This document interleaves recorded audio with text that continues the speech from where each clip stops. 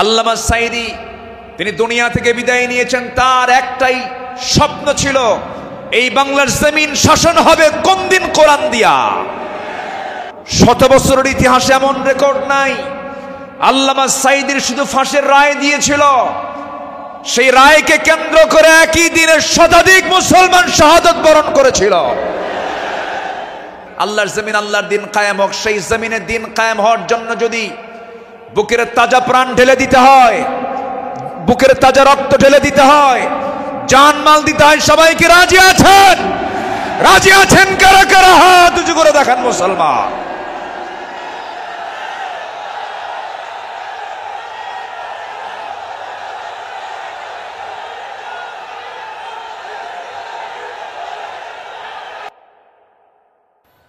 আলোচনা যিনি শুরু করেছেন এই মাহফিল, যাকে দিয়ে আলোচনা শুরু হয়েছে, শহীদ আল্লামা দেলওয়ার হোসাইন সাঈদী রাহিমাহুল্লাহ।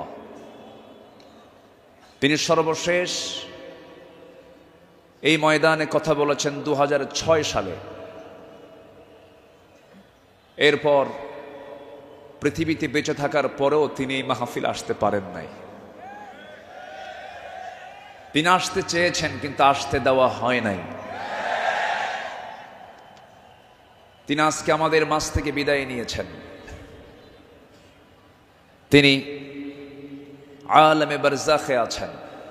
শুরুতেই আমরা তার রূহের মাগফিরাত কামনা করছি। আল্লাহ তুমি তার কবরটাকে জান্নাতের টুকরা বানায় দাও। সম্মানিত ভাইয়েরা, আজকে যদি তিনি বেঁচে থাকতেন,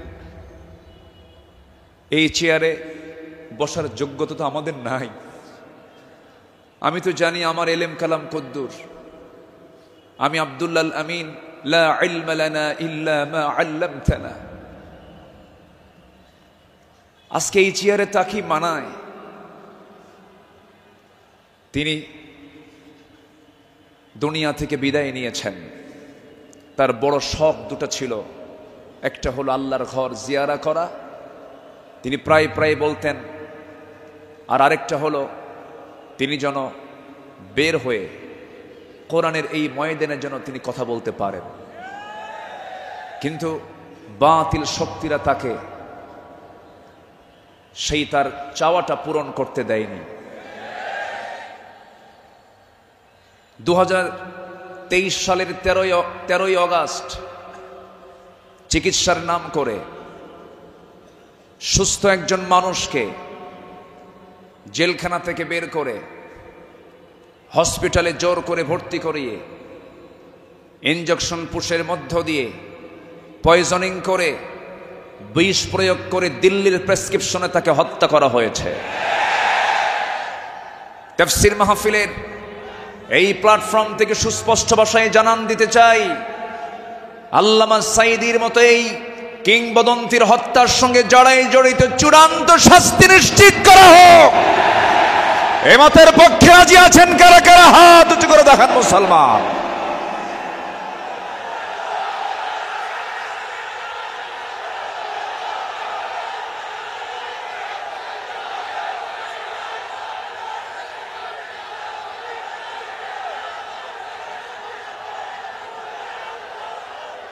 বসুন।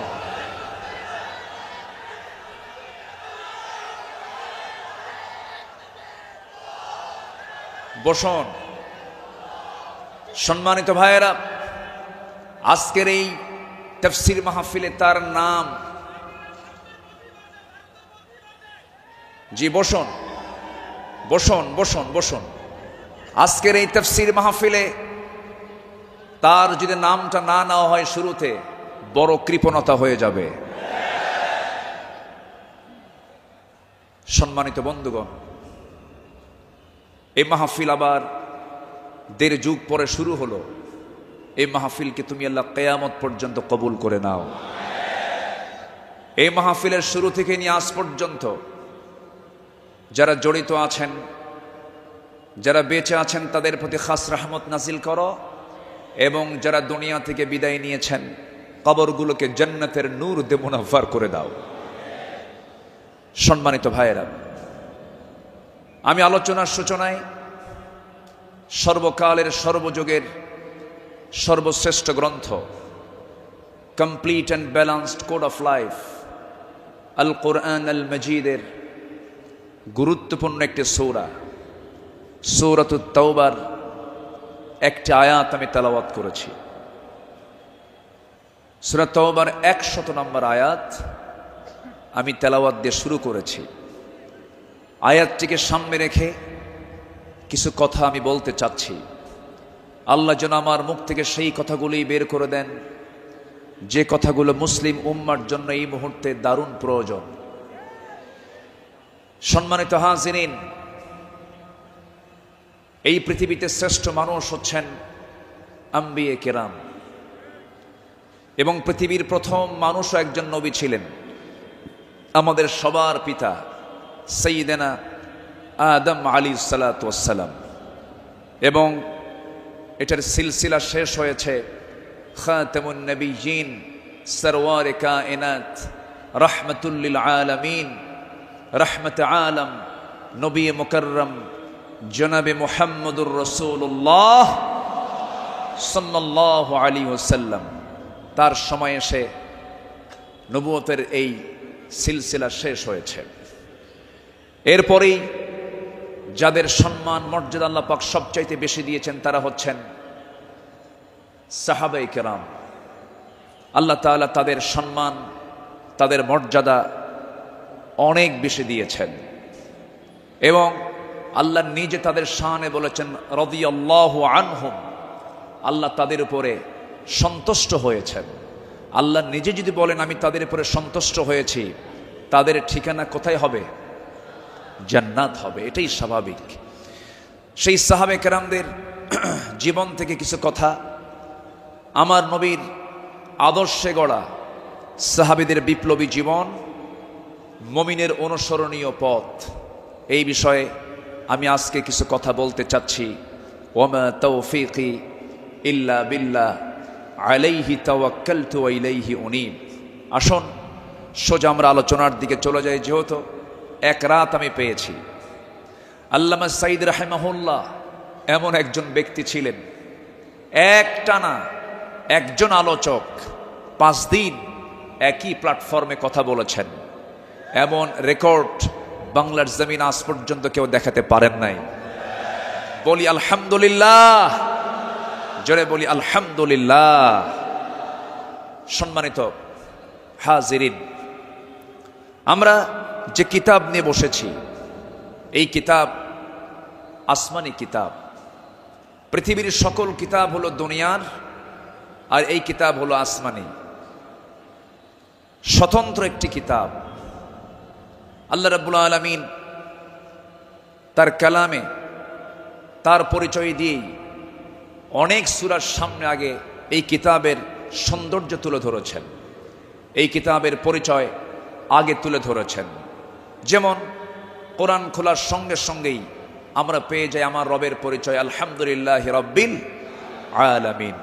এরপরে আমরা যখন সেকেন্ড সূরাতে আসি তখন পেয়ে যাই এই কিতাবের পরিচয় যালিকাল কিতাব লা রাইবা ফীহি।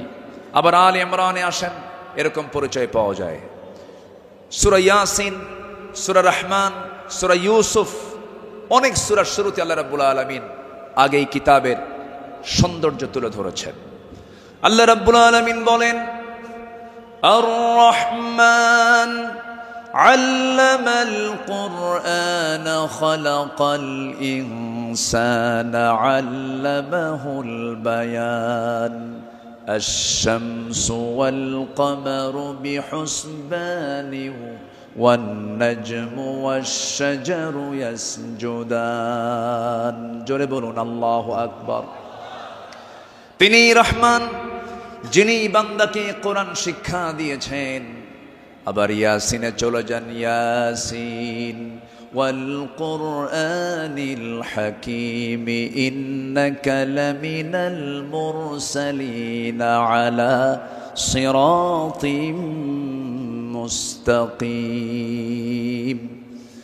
আল্লাহ রাব্বুল আলামিন এই কিতাবের পরিচয় অনেক সূরার শুরুতেই দিয়েছেন। আগে কিতাব সম্পর্কে বান্দা বুঝে নাও, সচরাচর অন্য কিতাবের মতো এই কিতাব এমনটা নয়।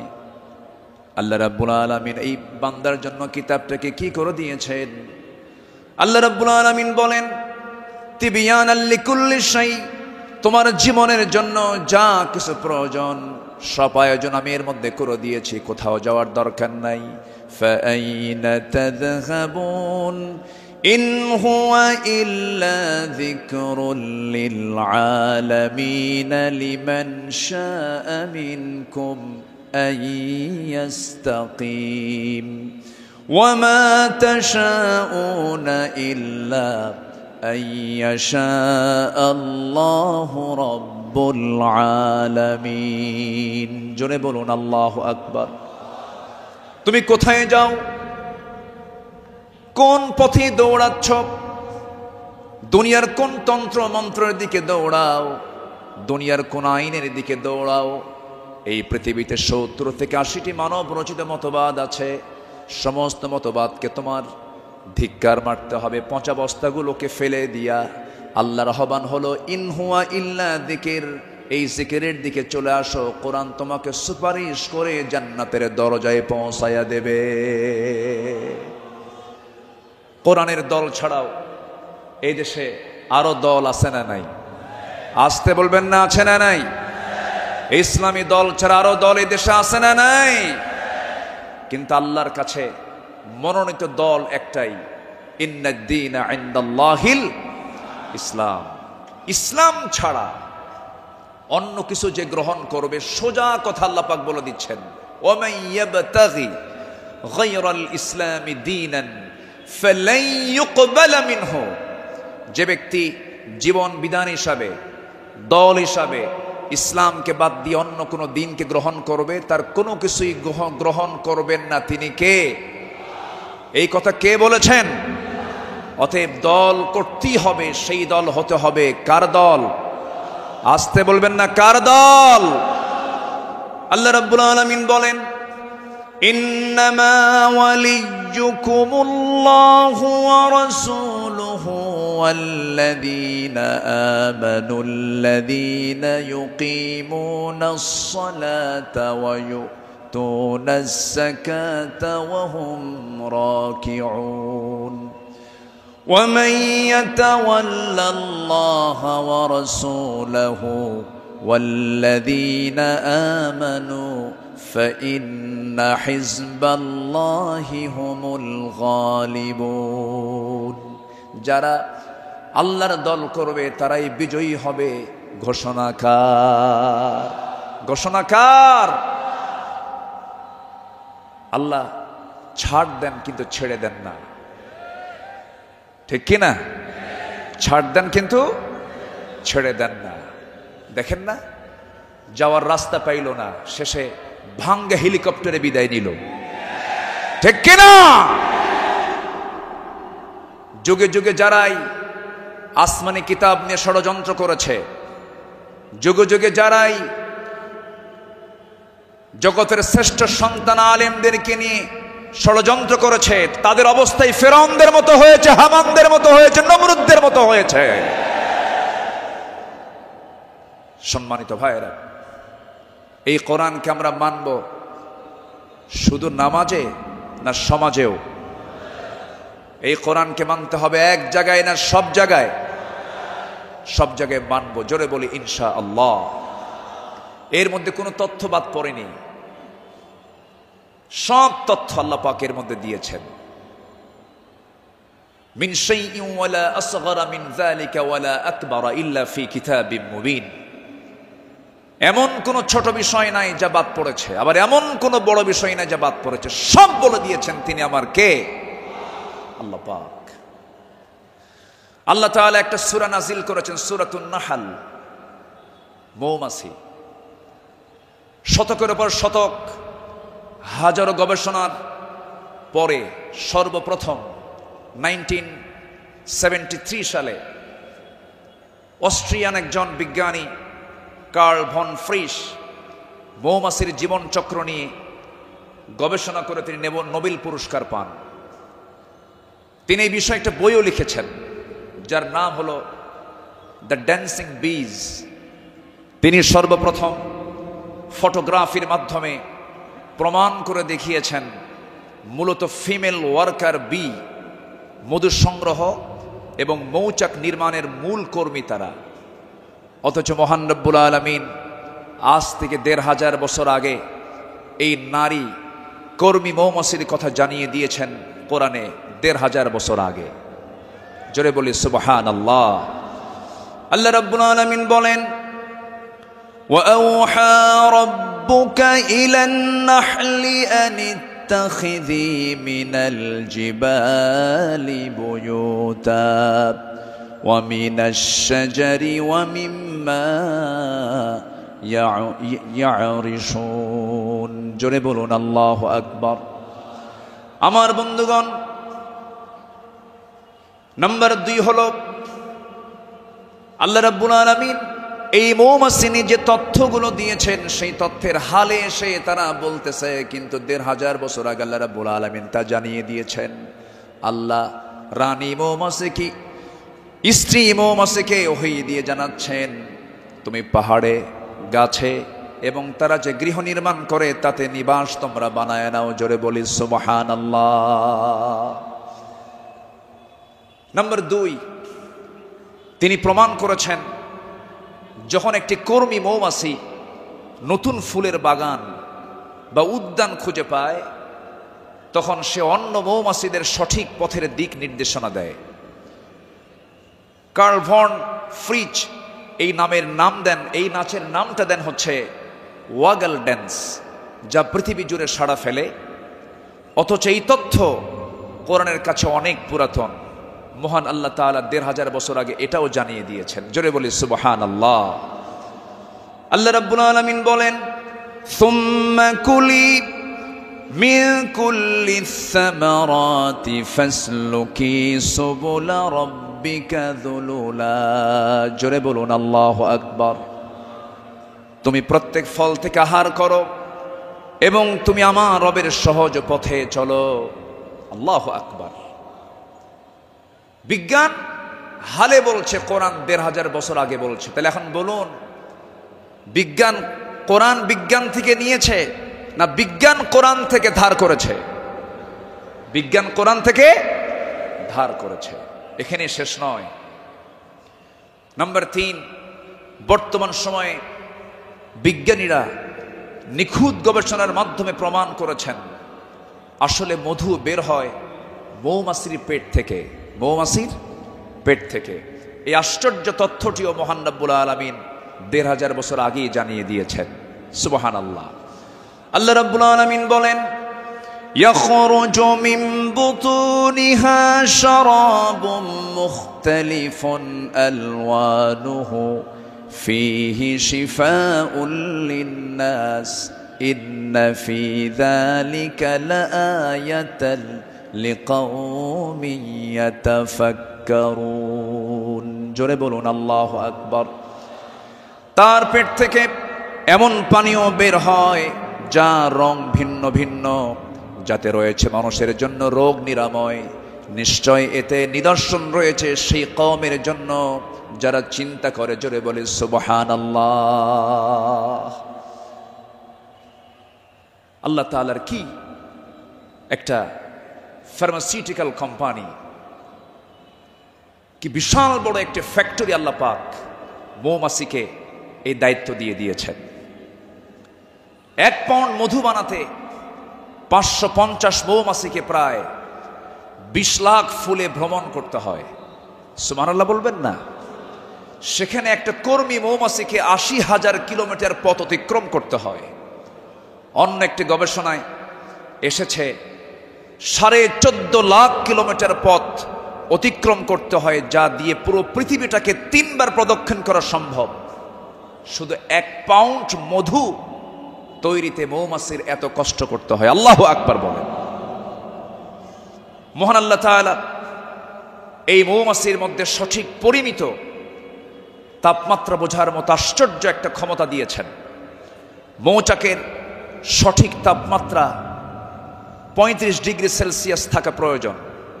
যদি কখনো তাপমাত্রা এর কম 30 ডিগ্রিতে নেমে আসে তখন মৌমাছিগুলো সবাই একত্রিত হয়ে তাদের ডানাগুলো ঝাঁপিয়ে তাপমাত্রা বৃদ্ধি করে। জোরে বলে সুবহানাল্লাহ।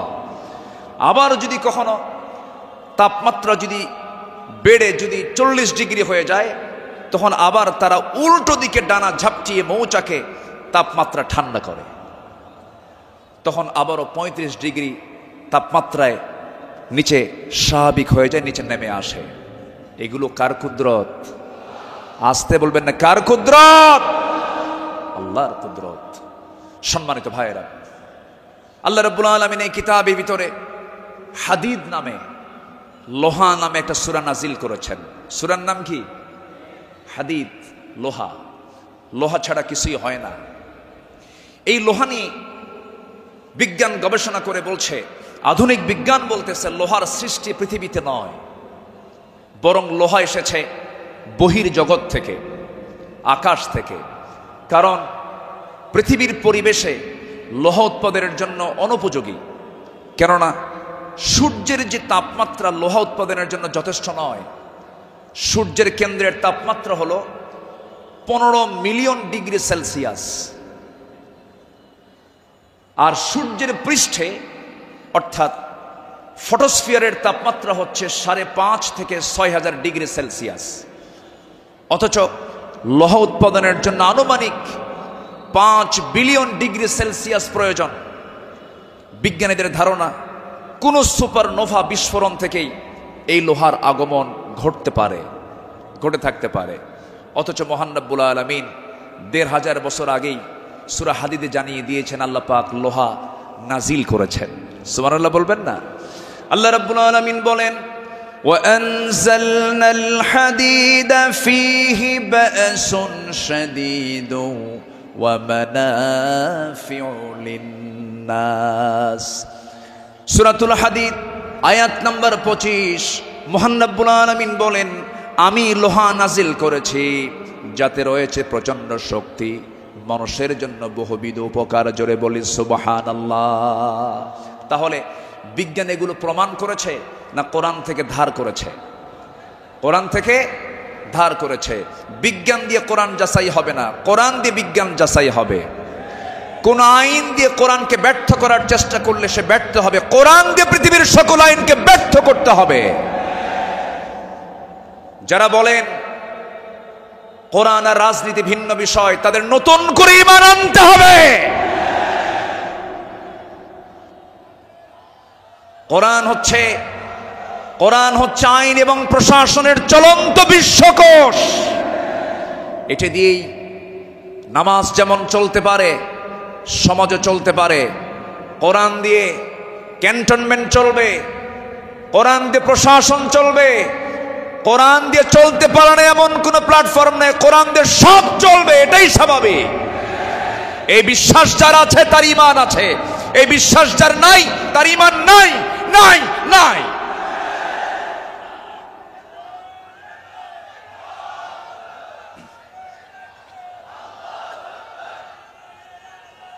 সম্মানিত ভাইয়েরা, সম্মানিত বন্ধুগণ, তাহলে সব সমস্যার সমাধান কি কোরআন করতে পারে?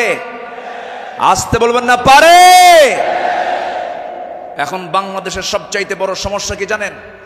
গদি সমস্যা। কি সমস্যা বলেন? গদি সমস্যার সমাধান তো মনে হয় কোরআনে নাই। একটা আয়াত আছে, আয়াতুল কুরসি। আয়াতুল কুরসি। কুরসিয়ন মানে কি? গদি। কুরসিয়ন মানে কি? গদি। গদিটা মূলত কার? আসতে বলবেন না, গদিটা মূলত কার?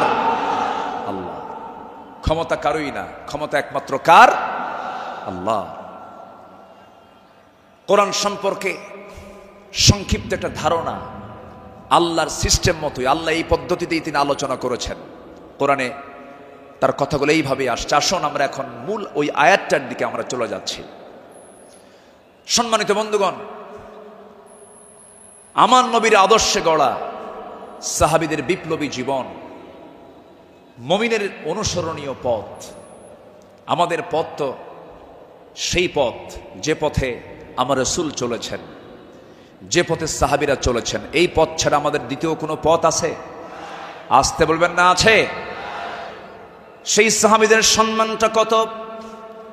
আল্লাহ রাব্বুল আলামিন বলেন, والسابقون الأولون من المهاجرين والأنصار والذين اتبعوهم بإحسان رضي الله عنهم ورضوا عنه وأعد لهم جنات تجري تحتها الأنهار خالدين فيها أبدا ذلك الفوز العظيم জোরে বলুন আল্লাহু আকবার। মুহাজির এবং আনসারদের মধ্যে যারা ঈমানে প্রথমে যারা অগ্রগামী হয়েছে এবং যারা নিষ্ঠার সাথে তাদের অনুসরণ করেছে, আল্লাহ তাদের সকলের প্রতি সন্তুষ্ট হয়েছেন, তারাও তার প্রতি সন্তুষ্ট হয়েছেন। আল্লাহ তাদের জন্য এমন জান্নাত রেখে দিয়েছেন যার নিচ দিয়ে নহর প্রবাহিত। আল্লাহ তাআলা সেই জায়গায় তাদেরকে চিরকাল রাখবেন, আর এটার চাইতে মহা সাফল্যের অন্য কিছু হতে পারে না। জোরে বলি সুবহানাল্লাহ। আমার ভাইয়েরা, যাদের প্রতি আল্লাহ রাজি হন তারাই তো আমাদের অনুসরণীয় হওয়ার কথা। যারা আল্লাহর রহমত প্রাপ্ত বান্দা, যাদের দুনিয়াতে জান্নাতের সংবাদ দিয়েছেন, এমন 10 জন সাহাবী ছিলেন যাদেরকে আল্লাহ রাব্বুল আলামিন দুনিয়াতে জান্নাতের সংবাদ তাদের কানে শুনিয়ে দিয়েছেন। জোরে বলি সুবহানাল্লাহ। একজন সাহাবীকে যদি কেউ ফলো করতে পারে তার জন্য জান্নাত ইজি হয়ে যাবে। আস-সাহবাতু কান-নুজুম, সাহাবীরা হচ্ছে আকাশের নক্ষত্রের সমান। আল্লাহু আকবার বলেন। সম্মানিত ভাইয়েরা, মুমিনদের অনুসরণীয় যে পথ, আমি 10টা পয়েন্ট আমি কথা বলতে চাই। নাম্বার 1, আল্লাহ এবং রাসূলের প্রতি বিনম্র চিত্তে অটুট আনুগত্য। আল্লাহ এবং রাসূলের প্রতি বিনম্র চিত্তে অটুট আনুগত্য, এটা ছিল সাহাবীদের জীবনের সবচেয়ে বড় আমল। বলি আলহামদুলিল্লাহ। সম্মানিত ভাইয়েরা, আল্লাহ রাব্বুল আলামিন সুন্দর করে এই ব্যাপারে বলছেন। আল্লাহ রাব্বুল আলামিন বলেন, ইয়া আইয়ুহাল্লাযীনা আমানু আতিউল্লাহা ওয়া রাসূলাহু ওয়া লা তাওয়াল্লাউ আনহু ওয়া আনতুম তাসমাউন। জোরে বলুন আল্লাহু আকবার। সূরাতুল আনফাল আয়াত নাম্বার 20, মহান রব্বুল আলামিন বলেন, হে বিশ্বাসীরা, তোমরা আল্লাহ এবং তার রাসূলের তোমরা আনুগত্য করো। তার নির্দেশ শ্রবণ করার পরেও তার আনুগত্য থেকে তোমরা কখনো মুখ ফিরিয়ে নেবে না। আল্লাহ রাব্বুল আলামিন সুন্দর করে হুকুম আকারে দিয়েছেন। আমার বন্ধুগণ, আনুগত্য ছাড়া, ইত্তেবা ছাড়া বান্দা কখনো জান্নাত পেতে পারে না। মহান রব্বুল আলামিন আরেক জায়গায় কুনতুম তুহিব্বুনাল্লাহা ফাত্তাবিউনি ইউহিব্বুকুমুল্লাহু ওয়া ইয়াগফির লাকুম যুনুবাকুম ওয়াল্লাহু গফুরুর রহিম। জোরে বলুন আল্লাহু আকবার। কি মুহাম্মদ সে ওয়াফা तूने तो हम तेरे है, ये जहाँ चीज है क्या लौह कलम तेरे है। मुहम्मद के যদি ভালোবাসো, ভালোবাসা পাবে আমার। লৌহ কলম লুভিবে তোমরা, মাটির পৃথিবী সেকোন ছাড় সব পেয়ে যাবে, কিন্তু নিজের জীবনের চাইতে রাসূলকে বেশি ভালোবাসতে হবে এবং তার ইত্তেবা করতে হবে। সাহাবীরা তা দেখিয়ে দিয়েছেন তাদের প্র্যাকটিক্যাল লাইফে। ইতিহাস তো একই, সবার কম বেশি জানা আছে। একজন সাহাবী ছিলেন যিনি রাসূলকে কি পরিমাণ ভালোবেসেছেন। আমার নবীজি বদর যুদ্ধের ডাক দিয়েছেন। বদর যুদ্ধের দিন আমার নবীজি রোজা ভাঙ্গার নির্দেশ দিয়ে বললেন, সাহাবীরা কে আছো, আমার ডাকে সাড়া দিয়ে বদর প্রান্তরে পৌঁছবে। তোমরা কি জানো আজকের এই দিন হচ্ছে সেই দিন যেদিন সন্তান পিতার বিরুদ্ধে যুদ্ধে নামবে। আজকের দিন তো সেই দিন যেদিন পিতা তার সন্তানের বিরুদ্ধে যুদ্ধে নামবে। আজকে গোত্র গোত্রের যুদ্ধ, আত্মীয় আত্মীয়র যুদ্ধ, জামাই শ্বশুরের সামনে মুখোমুখি হয়ে যাবে। তোমরা কি পারবে আজকের এই যুদ্ধের ময়দানে আমার আনুগত্যের মধ্য দিয়ে বাতিলদের মোকাবেলা করতে? সাহাবীরা সামনে দাঁড়িয়ে বললেন, ইয়া রাসূলুল্লাহি, আমরা রোজাও রাখবো, বাতিলদের বিরুদ্ধে মোকাবেলার সামনে দাঁড়িয়ে যাব। আমার রাসূল বললেন, আজকের দিনে রোজা রাখার প্রয়োজন নেই, ফাইদ্দাতুম মিন আইয়ামিন উখার, চলো আমরা জিহাদের প্রস্তুতি নিয়ে ফেলি। আমার নবীজি যুদ্ধের ময়দানে হাজির হয়ে গেলেন। আমার নবীজি যুদ্ধের ময়দানে যখন দাঁড়ালেন, 313 জন সাহাবী নিয়ে বদর নামক প্রান্তরে, রমজান মাস, আমার নবীজির সামনে যখন দাঁড়ালেন, যুদ্ধ শুরু হয়ে গেছে। ওই যুদ্ধের ময়দানে 313 জন সাহাবীর ভিতরে 2 জন সাহাবী ছিলেন, তাদের বয়স একদম কম ছিল, মুআজ এবং মুআজ। এই 2 জন ছোট্ট সাহাবী, 11 এবং 13 বছর বয়স। এই 2 জন সাহাবী নবীর কাছ থেকে পারমিশন নিয়ে নিলেন, যুদ্ধের ময়দানে গিয়া প্রথম কাতারে দাঁড়ায় গেছে। এক সাহাবীকে ডাক দিয়ে বলছে, ও আমার চাচা, আবু জেহেল কোথায়? আবু জেহেল দিয়ে কি করবা? সঙ্গী সঙ্গী ছোট্ট 2 জন দারাজ গলায় দারাজ কণ্ঠে বলে ফেলতেছে, আমরা শুনেছি আবু জেহেল নাকি রাসূলকে খুব কষ্ট দিত, খুব জুলুম করত। আজকে আমরা কারো বিরুদ্ধে যুদ্ধ করতে আসি নাই, আবু জেহেলকে আজকে দুনিয়া থেকে বিদায় করার জন্য আজকে আমরা যুদ্ধে হাজির হয়েছি। ছোট্ট বাচ্চা মানুষ, ছোট কিন্তু ইমান খুব বড়, মজবুত ইমান।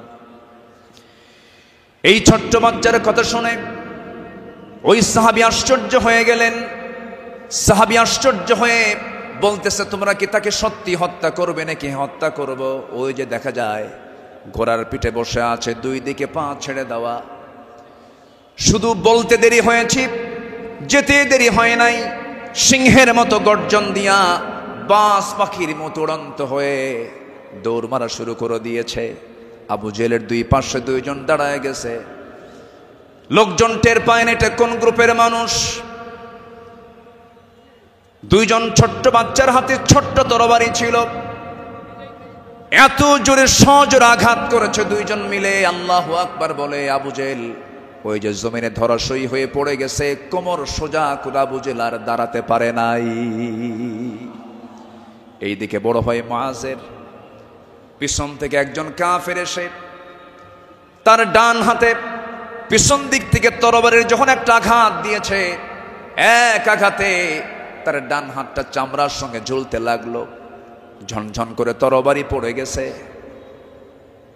যুদ্ধ করবেন কেমনে? তার ডান হাতটা ঝুলতেছে চামড়ার সাথে।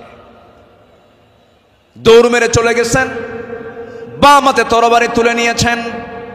যুদ্ধ থামালেন না। যুদ্ধ চালাতে গিয়ে দেখা গেল ডান হাতটা চামড়ার সঙ্গে ঝুলে আছে, ঝুলন্ত হাতটা এসে বাম হাতে বারবার ধাক্কা খাচ্ছে, ডিস্টার্ব হচ্ছে মনে করে ঝুলন্ত ডান হাতটা বাম্পার নিচে রেখে এত জোরে টান মারলেন, এক টানে হাতটা ছিটকে পড়ে গেল। বাম হাতে যুদ্ধ চালাতে লাগলেন। বাম হাত পিছন দিক থেকে আঘাত করে তার কেটে ফেলে দিল। ঝনঝন করে তরবারি পড়ে গেছে, আর যুদ্ধ করতে পারছেন না। যুদ্ধ করবেন কেমনে? 2 হাতিতে চলে গেছে। আরেকজন কাফের এসে গর্দান বরাবর যখন আঘাত এনেছে, দুনিয়া থেকে এই ছোট্ট 13 বছরের নাবালক সন্তান দুনিয়া থেকে বিদায় নিয়ে গোটা বিশ্ববাসীকে জানান দিচ্ছে, ও পৃথিবীর মানুষ, আমরা দিন কায়েমের জন্য যে জীবন দিলাম, এমন করেই দিন কায়েমের পথে জীবনটা দিতে হয়। জোরে বলি সুবহানাল্লাহ, আরো জোরে বলি সুবহানাল্লাহ, আরো জোরে বলি সুবহানাল্লাহ। একটু জিকির করি লা ইলাহা,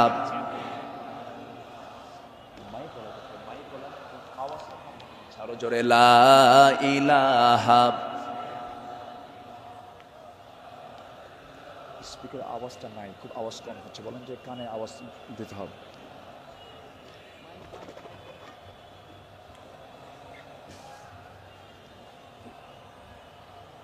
আওয়াজটা বাড়াও, আওয়াজটা দাও, আওয়াজ কমে গেছে। আরো জোরে লা ইলাহা,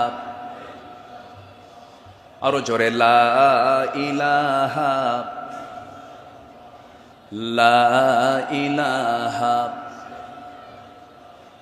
লা ইলাহা ইল্লাল্লাহু মুহাম্মাদুর রাসূলুল্লাহ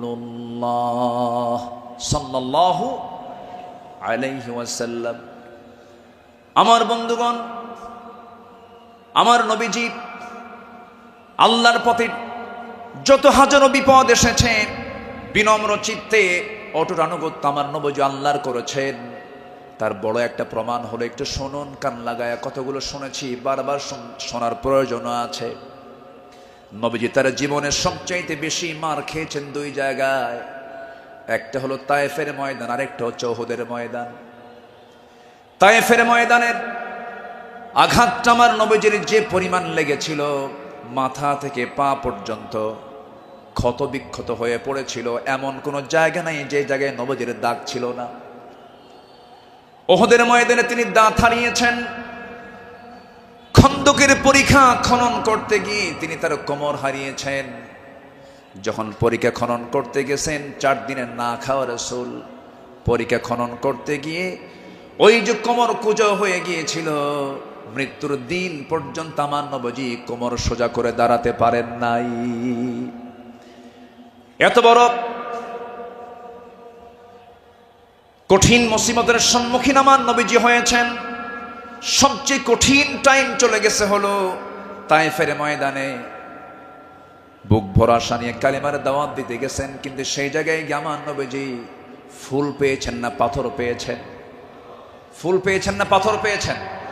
পাথর পেয়েছেন। কিন্তু আমার নবীজি রক্তাক্ত অবস্থায় পড়ে থাকলেন। জুতার তলার সঙ্গে পায়ের তলার জমাট বেঁধে গেছে, নবীজি দাঁড়াতে পারছেন না, সেন্সলেস হয়ে পড়েছিলেন। কিন্তু যখন হোঁশটা ফিরে আসলো, মালাকুল জিবাল এসে নবীকে লক্ষ্য করে বলছেন, ইয়া রাসূলুল্লাহ, 2 দিকের পাহাড় দিয়ে চাপা দিয়ে এদেরকে আমি শেষ করে দিই, আপনি শুধু অর্ডার করেন।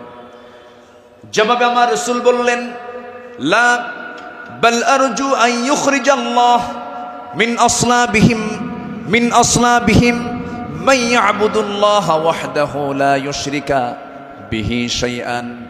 সহিহ মুসলিমের হাদিস এসেছে, রাসূল বললেন, না না ও ফেরেশতা, এদেরকে চাপা দিয়ে মেরো না। আমি আশা করি এদের ঔরস থেকে যে সন্তান জন্ম নেবে তারা আল্লাহর ইবাদত করবে। জোরে বলি সুবহানাল্লাহ। রাসূল তাদেরকে মাফ করে দিয়েছেন। আমার বন্ধুগণ, আমার নবীজি আনুগত্য কাকে বলে আল্লাহ রাসূল তার শিখিয়ে দিয়েছেন, সাহাবাদের জীবনে তার শিখিয়ে দিয়েছেন। সাহাবে কেরাম রাসূলকে জীবন দিয়ে ভালোবেসেছেন। মিকদাদ রাদিয়াল্লাহু তাআলা আনহু রাসূলকে সামনে দাঁড় করিয়ে বলছেন, ইয়া রাসূলুল্লাহি ওয়াল্লাহি ইয়া রাসূলুল্লাহ লা নাকুলু কামা ক্বালাত বানু ইসরাঈল লিমূসা ফাযহাব আনতা ওয়া রাব্বুকা ফাকাতিলা ইন্না হাহুনা কাঈদুন ওয়ালাকিন্নানা নুকাতিলু আন ইয়ামিনিক ওয়া আন ইয়াসারিক ওয়া মিন বাইনি ইয়াদাইক ওয়া মিন খালফিক। জোরে বলি আল্লাহু আকবার। হে রাসূল, আমাদের কেমন পাবেন না? যেমন করে মুসার উম্মত মুসাকে বলেছেন, এমন করে আমরা তা বলবো না, আপনাকে বলবো। আমরা আপনার ডান থেকে বাম থেকে সামনে থেকে পিছন থেকে যখন ডাক দিবেন, বাতিল শক্তির মোকাবেলায় ঝাঁপ দিয়ে পড়ব। জোরে বলি আল্লাহু আকবার। আমার নবীর চেহারায় আনন্দের ঝলকানি প্রকাশ পেল। সাহাবীরা আমার নবীর চতুর্পার্শ্বে সবসময় ছায়া দিয়ে রেখেছেন। জীবনের চাইতে তারা রাসূলকে বেশি ভালোবেসেছেন। আনুগত্য কাকে বলে? এই পৃথিবীতে প্রধান কাতারে যারা ছিলেন তারা হচ্ছেন সাহাবে কেরাম। সাদ ইবনে মুআজ রাদিয়াল্লাহু তাআলা আনহু বদর যুদ্ধের দিন মৃত্যুর ভয় না করে নবীর আনুগত্যে দাঁড়িয়ে দীপ্ত কণ্ঠে বলেছিলেন, ফাওয়াল্লাযী বাআসাকা বিল হক লাউ ইসতা'রাদতু বিনা হাযাল বাহরা ফাকুদতাহু লাখুদনাহু মা'আক। সেই সত্যের কসম যিনি আপনাকে সত্য সহ প্রেরণ করেছেন, যদি আপনি আমাদেরকে আজকে সমুদ্রের দিকে অগ্রসর হতে বলেন, তাতেও প্রবেশ করেন, আমরা সাথে সাথে আপনার অনুসরণ করে আমরাও সমুদ্র বক্ষে ঝাঁপ দেব, কোনো পরোয়া করব না। জোরে বলি আল্লাহু আকবার। আমার বন্ধুগণ, নাম্বার 2 আমরা চলে আসি দান এবং দানশীলতায় রাসূলের আদর্শ এবং সাহাবীদের অনুসরণ। আমার নবীজির দান, তার যে দানশীলতার ব্যাপারে হাদিস এসেছে, তিনি প্রবাহিত বাতাসের মতো দান করতেন। কানা রাসূলুল্লাহ সাল্লাল্লাহু আলাইহি সাল্লাম আজওয়াদান নাস, ফালা রাসূলুল্লাহ সাল্লাল্লাহু আলাইহি সাল্লাম আজওয়াদু বিল খাইর মিনার রিহিল মুরসালা।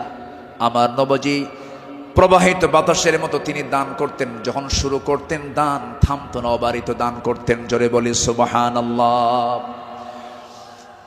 সাইয়্যিদনা ওমর ফারুক রাদিয়াল্লাহু তাআলা আনহু তিনি বলেন, তাবুকের প্রান্তরে বুক ভরা আশা নিয়া নবীর সামনে দাঁড়ালাম এবং মনে মনে ভাবলাম, সারা জীবন আমার বন্ধু আবু বকরের সঙ্গে কোনো ইবাদতের কম্পিটিশনে পারি নাই, আজকে আমি আবু বকরকে হারায়া ফেলবো। তিনি করলেন কি, সমস্ত সম্পত্তির অর্ধেক তিনি তাবুক অভিযানে তিনি দান করলেন। আব্দুর রহমান ইবনে আওফ রাদিয়াল্লাহু তাআলা আনহু 3 বস্তা সোনা দান করেছেন।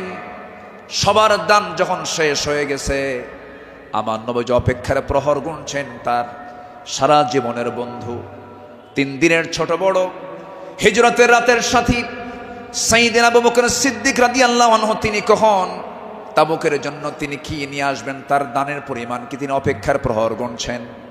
নবীর সামনে যখন এসে দাঁড়ালেন, রাসূল লক্ষ্য করে বলছেন, ইয়া আবা বকর মা আবকাইতা লিহালিক, হে আমার আবু বকর, তোমার পরিবার পরিজনের জন্য তুমি কি রেখে এসেছো? তিনি জবাব দিতে নিয়ে বলছেন, ক্বালা বাকাইতু লাহুমুল্লাহ ওয়া রাসূলাহ, আমি আমার পরিবারের জন্য রেখে এসেছি শুধু আল্লাহ এবং আল্লাহ রাসূলকে, বাকি সব তাবুকের প্রান্তরের জন্য আমি দান করেছি। জোরে বলি সুবহানাল্লাহ।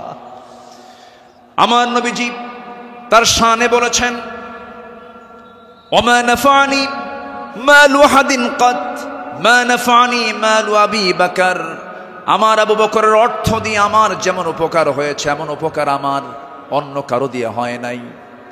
প্রতিটি মানুষের ইহসান পরিশোধ করতে পেরেছি আমি, রাসূল নিজে পরিশোধ করতে পেরেছি, কিন্তু আমার আবু বকরের ইহসান সমূহ এমন যে তার প্রতিদান কেবল আল্লাহ ছাড়া কেউ প্রতিদান দিতে পারবে না। জোরে বলি সুবহানাল্লাহ। আমার ভাইয়েরা, আল্লাহ রাব্বুল আলামিন সন্তুষ্টির জন্য বান্দাকে জানিয়ে দিচ্ছেন, বান্দা তোর দানটা হবে শুধুমাত্র আমার জন্য, দানের পুরস্কার হলো জান্নাত। সাহাবে কেরাম তা শিখিয়ে দিয়েছেন। আল্লাহ রাব্বুল আলামিন বলেন, মাসালুল লাযীনা ইউনফিকুনা আমওয়ালাহুম ফি সাবিলিল্লাহি কামাসালি হাববাতিন أنبتت 7 سنابل في كل سنبلة 100 حبة والله يضاعف لمن يشاء والله واسع عليم। জোরে বলুন আল্লাহু আকবার।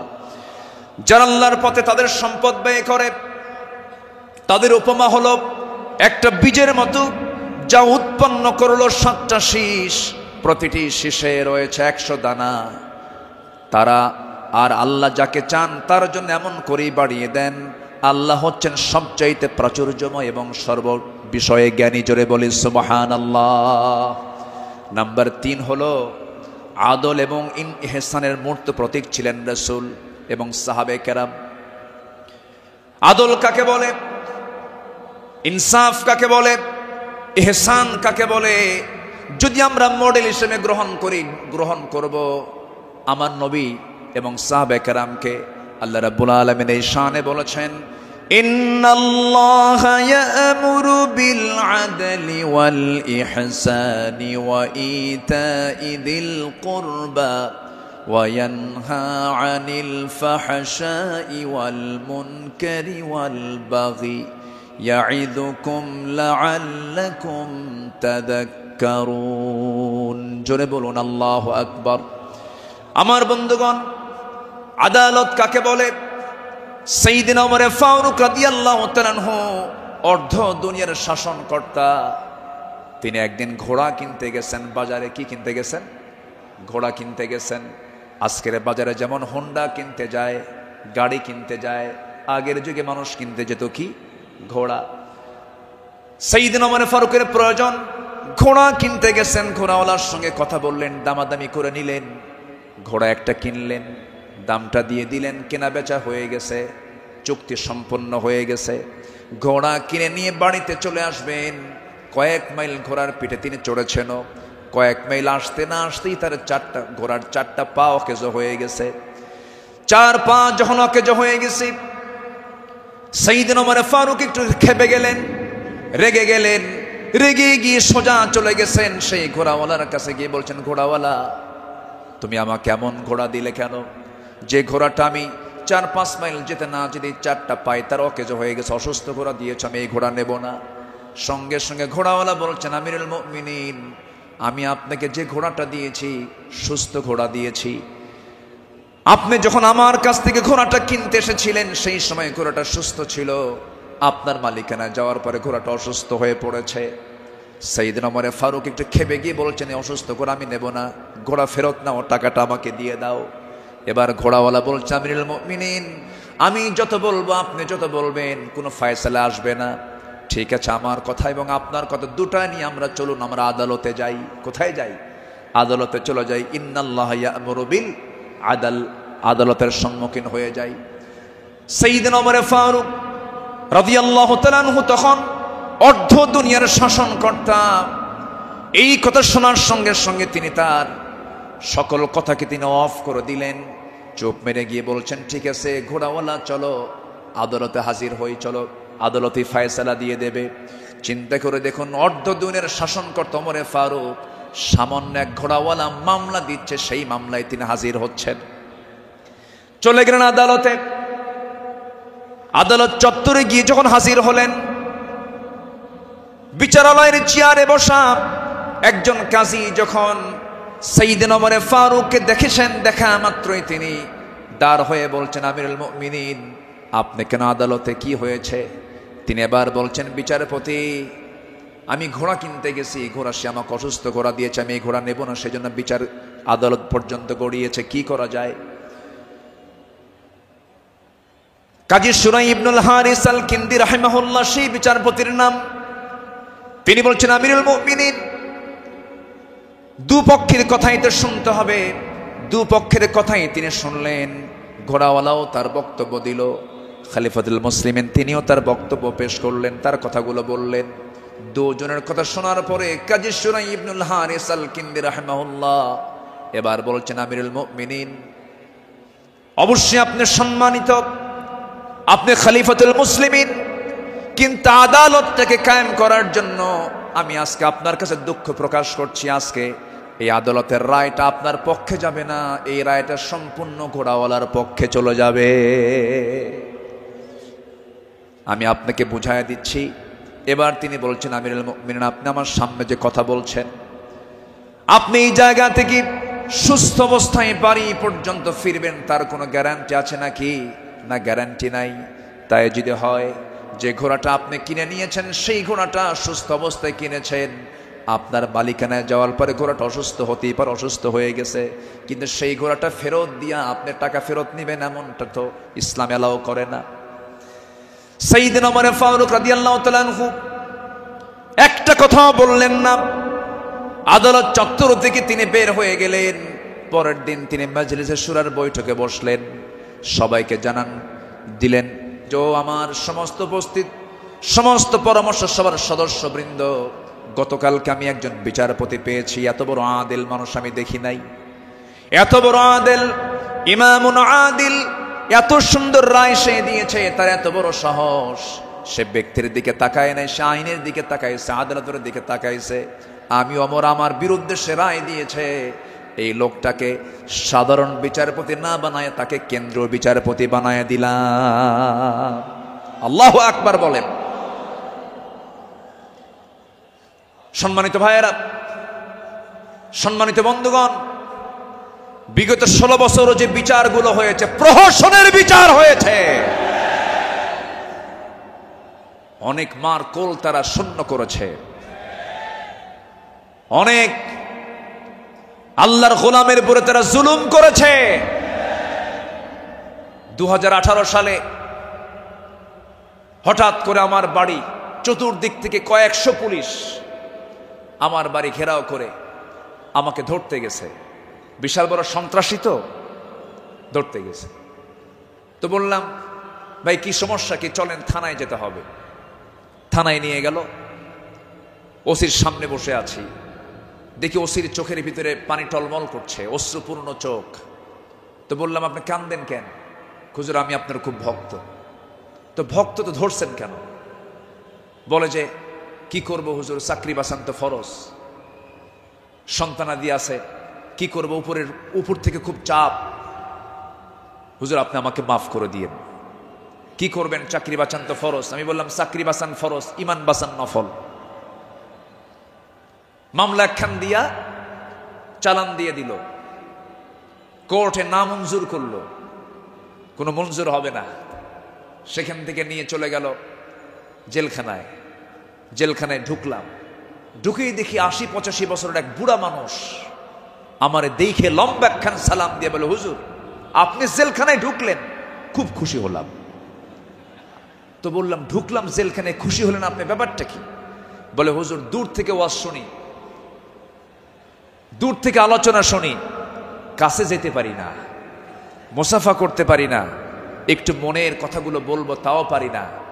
কত সুন্দর আপনি আমার কাছে ধরা দিলেন, দোয়া করে জেলখানায় থাকে। তো আমি এখন উল্টা মুরব্বীকে বললাম, চাচা আপনি জেলখানায় কেন এই বুড়া বয়সে, নাতিপুতি থুইয়া? তো বলতেছে, বাবা কি বলবো, বোমা হামলা, বোমা হামলা। কে মানে? আমার নামে বোমার মামলা দিয়েছে, আমি নাকি বোমা মেরেছি। বাবা বলো তো, এই ৮০ বছরের বুড়ার হাতে যদি বোমা তুলে দেওয়া হয়, সেই বোমা লক্ষ্যে যাবে না নিজের মাথায় পড়বে? এই আচরণ করেছে তারা ১৬ বছর। ফেরাউন বেঁচে ছিল, ফেরাউন পৃথিবীতে বেঁচে ছিল ১৬০০ বছর, এরা ছিল ১৬ বছর। সংখ্যার যে মিল হলো কেমনে বুঝলাম না। ফেরাউনের যে চরিত্র, এদের সেই একই চরিত্র তারা প্রকাশ করেছিল ১৬ বছর। দাড়ি দেখলেই, টুপি দেখলেই তাদেরকে জঙ্গিবাদীর তকমা লাগে, মামলা দিত। রাস্তার ফকির পর্যন্ত মামলার শিকার হয়েছে। আল্লাহ পাক একটা পরিবেশ আমাদেরকে উপহার দিয়েছেন, দিন কায়েমের কাজে আমরা এই পরিবেশকে কাজে লাগাবো। জোরে বলি ইনশাআল্লাহ, আরো জোরে বলি ইনশাআল্লাহ। আল্লামা সাঈদী তিনি দুনিয়া থেকে বিদায় নিয়েছেন, তার একটাই স্বপ্ন ছিল, এই বাংলার জমিন শাসন হবে কোন দিন? কোরআন দিয়া। এটাই তার স্বপ্ন ছিল। সেই স্বপ্ন পূরণ করার জন্য আল্লামা সাঈদীকে জীবন দিয়ে ভালোবাসেন আপনারা, আমি বিশ্বাস করি। কারণ ১০০ বছরের ইতিহাসে এমন রেকর্ড নাই। আল্লামা সাঈদীর শুধু ফাঁসির রায় দিয়েছিল, সেই রায়কে কেন্দ্র করে একই দিনে শতাধিক মুসলমান শাহাদাত বরণ করেছিল।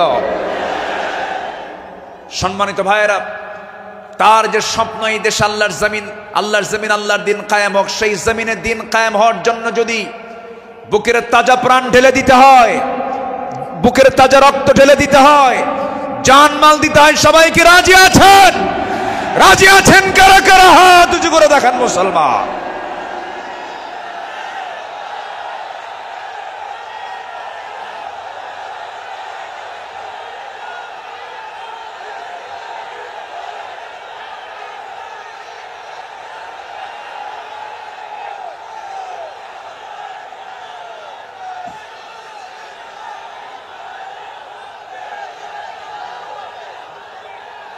আল্লাহ কবুল করুন, জোরে বলে আমিন, আরো জোরে আমিন। হাত নামান, বসুন। আমি তো দাঁড়াতে বলি নাই, আপনি দাঁড়ালেন কেন? যে বসে পড়ুন। আমি কি আলোচনা চালাবো? আলোচনা চালাবো।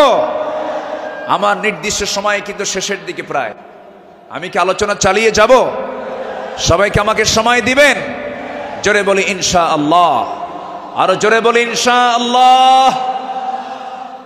সম্মানিত ভাইয়েরা, তাদের আদালতটা কি ছিল? সাইয়েদনা ওমর ফারুক রাদিয়াল্লাহু তাআলা আনহু একদিন কোন এক বাজার দিয়ে যাচ্ছিলেন। হঠাৎ করে কোন এক সাহাবীর গায়ে হাতে ছিল ছোট্ট ছড়ি, লাঠি ছিল, লাঠি দিয়ে ঘুতা মেরেছেন মজা করে একটা ঘুতা মারলেন। সেই সাহাবীও কিছু মনে করেন নাই। মাস 6 পরে সাইয়েদনা ওমর ফারুক রাদিয়াল্লাহু তাআলা আনহু তার সঙ্গে দেখা করে বললেন, বন্ধু চলো আমার বাড়িতে যাই। বাড়িতে নিয়ে গেলেন, হাতটা ধরে ক্ষমা চেয়ে বললেন, শোনো আমার ভাইজান, অমুক দিন তোমার শরীরে একটু মজা করে একটু তরবারি কি বলে হাতের ছড়ি দিয়ে লাঠি দিয়ে একটু আঘাত করেছিলাম, কষ্ট পেলে আমাকে মাফ করে দিও। এই যে তোমার হাতে 600 দিরহাম দিয়ে দিলাম, তুমি আল্লাহর ঘর কাবা জিয়ারা করে আসবে। জবাবে সেই সাহাবী বলছেন, আমিরুল মুমিনিন, আপনি আমাকে যে আঘাত করেছেন এটা তো আমার মনেই নাই। সাইয়েদনা ওমর ফারুক বললেন, ও আমার ভাই, আমি যে তোমাকে মৃদু আঘাত করেছি, এটা যদি তুমি কিয়ামতের দিন আমার বিরুদ্ধে যদি আল্লাহর কাছে যদি আদালতে মামলা দিয়ে দাও, আমি জামিন পাবো না। এই জন্য আজকে দুনিয়াতেই তোমার কাছ থেকে আমি মাফ চেয়ে নিলাম। জোরে কোন সুবহানাল্লাহ। সাইয়েদনা ওমর ফারুক রাদিয়াল্লাহু তাআলা আনহু 1 বোতল মধু এনেছেন, রাষ্ট্রের মধু। সেই মধুগুলো নিয়ে এসে বাড়িতে স্ত্রীর সামনে দাঁড়িয়ে বলছেন, স্ত্রী, মধুগুলো আনলাম। এই মধু শুধু আমাদের ঘরের জন্য নয়, আমার প্রতিবেশী আরো 4 ঘর সহ আমার ঘর মোট 5টা ভাগ হবে। তোমাকে দায়িত্ব দিলাম, এই মধুটা ভাগ করো। স্ত্রীকে মধু ভাগের দায়িত্ব দিই। সময় যেতে না যেতেই একটু পরেই তিনি বলছেন, স্ত্রী মন খারাপ করো না, আমি তোমাকে মধুভাগের দায়িত্ব দেব না। মধুর বোতলটা নিয়ে নিলেন, আস্তে করে প্রতিবেশীর ঘরে চলে গেলেন। প্রতিবেশীকে ডাক দিয়ে বলছেন, প্রতিবেশী, যে মধুর বোতলটা তোমাকে দিলাম সমান 5 ভাগে ভাগ করবে, 1টা ভাগ তুমি আমাকে দিবে, বাকি 4 ভাগ তোমরা সব ভাগ করে নেবে। তিনি তার অংশের মধুটা নিয়ে আসলেন, নিয়ে এসে স্ত্রীর সামনে দাঁড়িয়ে বলছেন, আমার স্ত্রী, আল্লাহর কসম করে বলি, আমি তোমাকে সন্দেহ করিনি, আমি তোমাকে ভালোবাসি। আমি রাষ্ট্র চালাই, তুমি আমার পরিবার চালাও, সন্তানাদির দিকে খেয়াল করো, আমার বড় উপকার তুমি করো। আমি তোমাকে সন্দেহ করে তোমার হাত থেকে মধুর বোতল আমি নেই নাই। আমি নিয়েছি এই কারণটা হলো, এই যে মধু তুমি যখন ভাগ করতে যাবে, যদিও সমান ভাগে ভাগ করবে, কিন্তু মধু হলো তরল জিনিস। এই তরল মধু ভাগ করতে নিয়ে তোমার হাতে যতটুকু মধু লেগে যাবে, 1 ফোঁটা হোক, 2 ফোঁটা হোক, 3 ফোঁটা হোক, এতটুকু মধু আমাদের ভাগে বেশি আসুক এটা চাই নাই, মনে করে মধু ভাগের দায়িত্ব আমি অন্যের কাঁধে চাপায়ে দিয়েছি। জোরে বলি আল্লাহু আকবার। ইন্নাল্লাহা ইয়া'মুরু বিল আদল ওয়াল ইহসান। আল্লাহু আকবার বলি। নাম্বার 4 হলো 10টা পয়েন্ট, একটু কান লাগান, খরগোশের মতো কানটা একটু খাড়া করে মনোযোগ দিয়ে, সবাই মনোযোগ দিয়ে শুনুন। নাম্বার 4 হলো শ্রেষ্ঠত্বের কাতারে থেকেও নিরহংকার হয়ে অসহায় সাধারণের সাথে মিশে যাওয়া সাহাবে কেরামদের বৈশিষ্ট্য ছিল, আমার নবীর বৈশিষ্ট্য ছিল। আল্লাহ রাব্বুল আলামিন অর্ডার করেছেন, ওয়াখফিদ জানাহাকা লিমান ইত্তাবা'আকা মিনাল মুমিনিন। সূরা শুআরা 215 নম্বর আয়াত।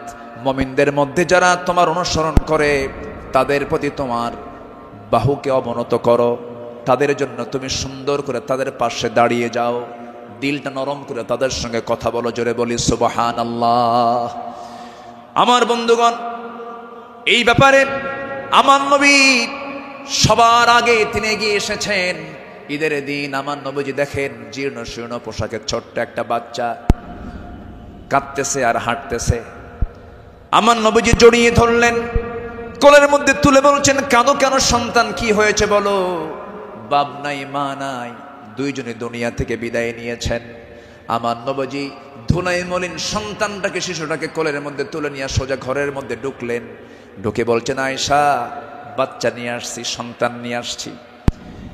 ও কলিজার টুকরা সন্তান, এই যে মহিলাকে দেখতে পেতেছ আজকের থেকে এটাই তোমার মা, আর আমি তোমার সামনে দাঁড়িয়ে আছি, আমি হলাম তোমার বাবা। আমার নবী এতিমদের পাশে এমন করে সারা জীবন দাঁড়িয়েছেন, কারণ আল্লাহ রাব্বুল আলামিন তাকে অর্ডার করেছেন, আলাম ইয়াজিদকা ইয়াতীমান ফাআওয়া ওয়া ওয়াজাদাকা দাল্লান ফাহাদা ওয়া ওয়াজাদাকা আইলান ফাআগনা ফাআম্মাল ইয়াতীমা ফালা তাকহার ওয়া আম্মাস সাইলা ফালা তানহার ওয়া আম্মা বিনি'মাতি রাব্বিকা ফাহাদ্দিস। আমার বন্ধুগণ, সাইয়েদনা আবু বকর সিদ্দিক রাদিয়াল্লাহু আনহুর খেলাফত আমল চলছিল। সাইয়েদনা আবু বকর রাদিয়াল্লাহু তাআলা আনহু সেই সময় যখন তিনি খেলাফত পেলেন, নতুন যখন তিনি দায়িত্ব পেলেন, খেলাফত গ্রহণ যখন তিনি করলেন, নতুন খলিফা হয়েছেন, এই খেলাফতের সংবাদ পেয়ে অনেকে আনন্দ প্রকাশ করছে, সুন্দর একজন খলিফা আমরা পেয়েছি। কিন্তু ওই মদিনার ছোট্ট একটা গ্রামের একজন মহিলা অঝরে ঝাড়ে কাঁদতেছে, কান্নায় সে ভেঙ্গে পড়ছে। সবাই বলল, মহিলা তুমি কান্দো কেন? ও নারী তুমি কান্দো কেন? ও মহিলা তুমি কান্দো কেন? কান্নার হেতুটা কি? সঙ্গে সঙ্গে মহিলা বলতেছে, কান্নার কারণ হলো এমন একজন ব্যক্তি খেলাফতের দায়িত্ব পেয়েছে, যে লোকটা আমার বাড়ির প্রত্যেকদিন ছাগলটা দহন করে যেত, ছাগলের দুধটা দহন করত। আজকে সে খেলাফতের দায়িত্ব পেল, কিন্তু আমার এই ছাগলের দুধটা দহন করার মতো লোক আর আমি পাবো না, এই জন্য আমি কান্দি। ওই মহিলার কান্না যখন সাইয়েদনা আবু বকরের কানে যখন সংবাদটা চলে গেছে, ওই মহিলার সামনে দাঁড়িয়ে বলছেন, মহিলা কেঁদো না, আমি খলিফার দায়িত্ব পেয়েছি, খেলাফতের দায়িত্ব পেয়েছি বলে তোমার দায়িত্ব আমি পালন করব না, ভুল কথা। আমার দায়িত্ব এটাও রয়ে যাবে, আমার খেলাফতের দায়িত্ব রয়ে যাবে। জোরে করেন সুবহানাল্লাহ। ইবনে আসাকার বলেন, সিরাত গ্রন্থে এসেছে, সাইয়েদনা আবু বকর সিদ্দিক রাদিয়াল্লাহু তাআলা আনহু একটা গ্রাম ছিল, একটা পল্লী ছিল, ছোট্ট একটা মহল্লা ছিল। ওই মহল্লার প্রত্যেক ঘরে ঘরে গিয়ে সাইয়েদনা আবু বকর প্রত্যেক ঘরের ছাগলগুলোর দুধ তিনি দহন করে দিয়ে আসতেন। জোরে বলেন সুবহানাল্লাহ, আরো জোরে বলে সুবহানাল্লাহ। শ্রেষ্ঠত্বের কাতারে থেকেও নিরহংকারী হয়ে তারা জনগণের খাদেম ছিলেন, জনগণের খেদমত তারা করেছেন। রাতের বেলা একদিন তিনি খালি পায়ে হাঁটতেছেন। কি পায়ে বলেন? খালি পায়ে হাঁটতেছেন। সাইয়েদনা ওমর ফারুক দেখে বলছেন, আমিরুল মুমিনিন, আপনি খালি পায়ে হাঁটেন কেন? পাথরের আঘাতে আপনার চামড়া ফেটে তো রক্ত বের হয়ে যাবে, আপনি আহত হয়ে পড়বেন, রক্তাক্ত হয়ে যাবেন।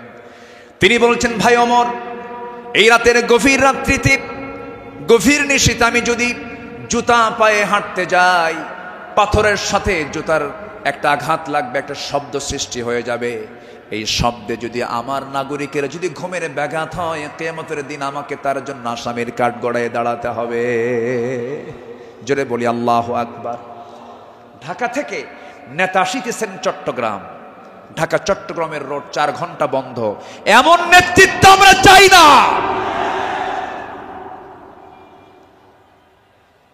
আমরা শাসক দেখতে চাই, জনগণের শাসক, ঠিক কিনা? আমরা কিসের শাসক দেখতে চাই? যাকে দেখলে ওমরের কথা মনে হবে, যাকে দেখলে আবু বকরের কথা মনে হবে, যাকে দেখলে ওসমানের কথা মনে হবে। একটা ওমর আল্লাহ পাক তুমি বাংলার জমিনে দিয়া দাও। জোরে বলি আল্লাহুম্মা আমিন। সাইয়েদনা আবু বকর সিদ্দিক রাদিয়াল্লাহু তাআলা আনহু,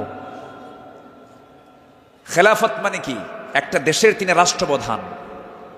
রাতের বেলা তিনি চলে গেছেন হলো প্রতিবেশীর ঘরে। কোন প্রতিবেশী? যে প্রতিবেশীর স্বামী নাই, ছেলে নাই, মেয়ে নাই। যেই মহিলার তিনি খেদমত করতে গেছেন তার চোখটাও নাই, বয়োবৃদ্ধ জ্ঞান বৃদ্ধ একজন নারী, সচেতন একজন নারী। তিনি তার খেদমত করার জন্য খেলাফতের দায়িত্ব পাওয়ার পরও তিনি চলে গেছেন।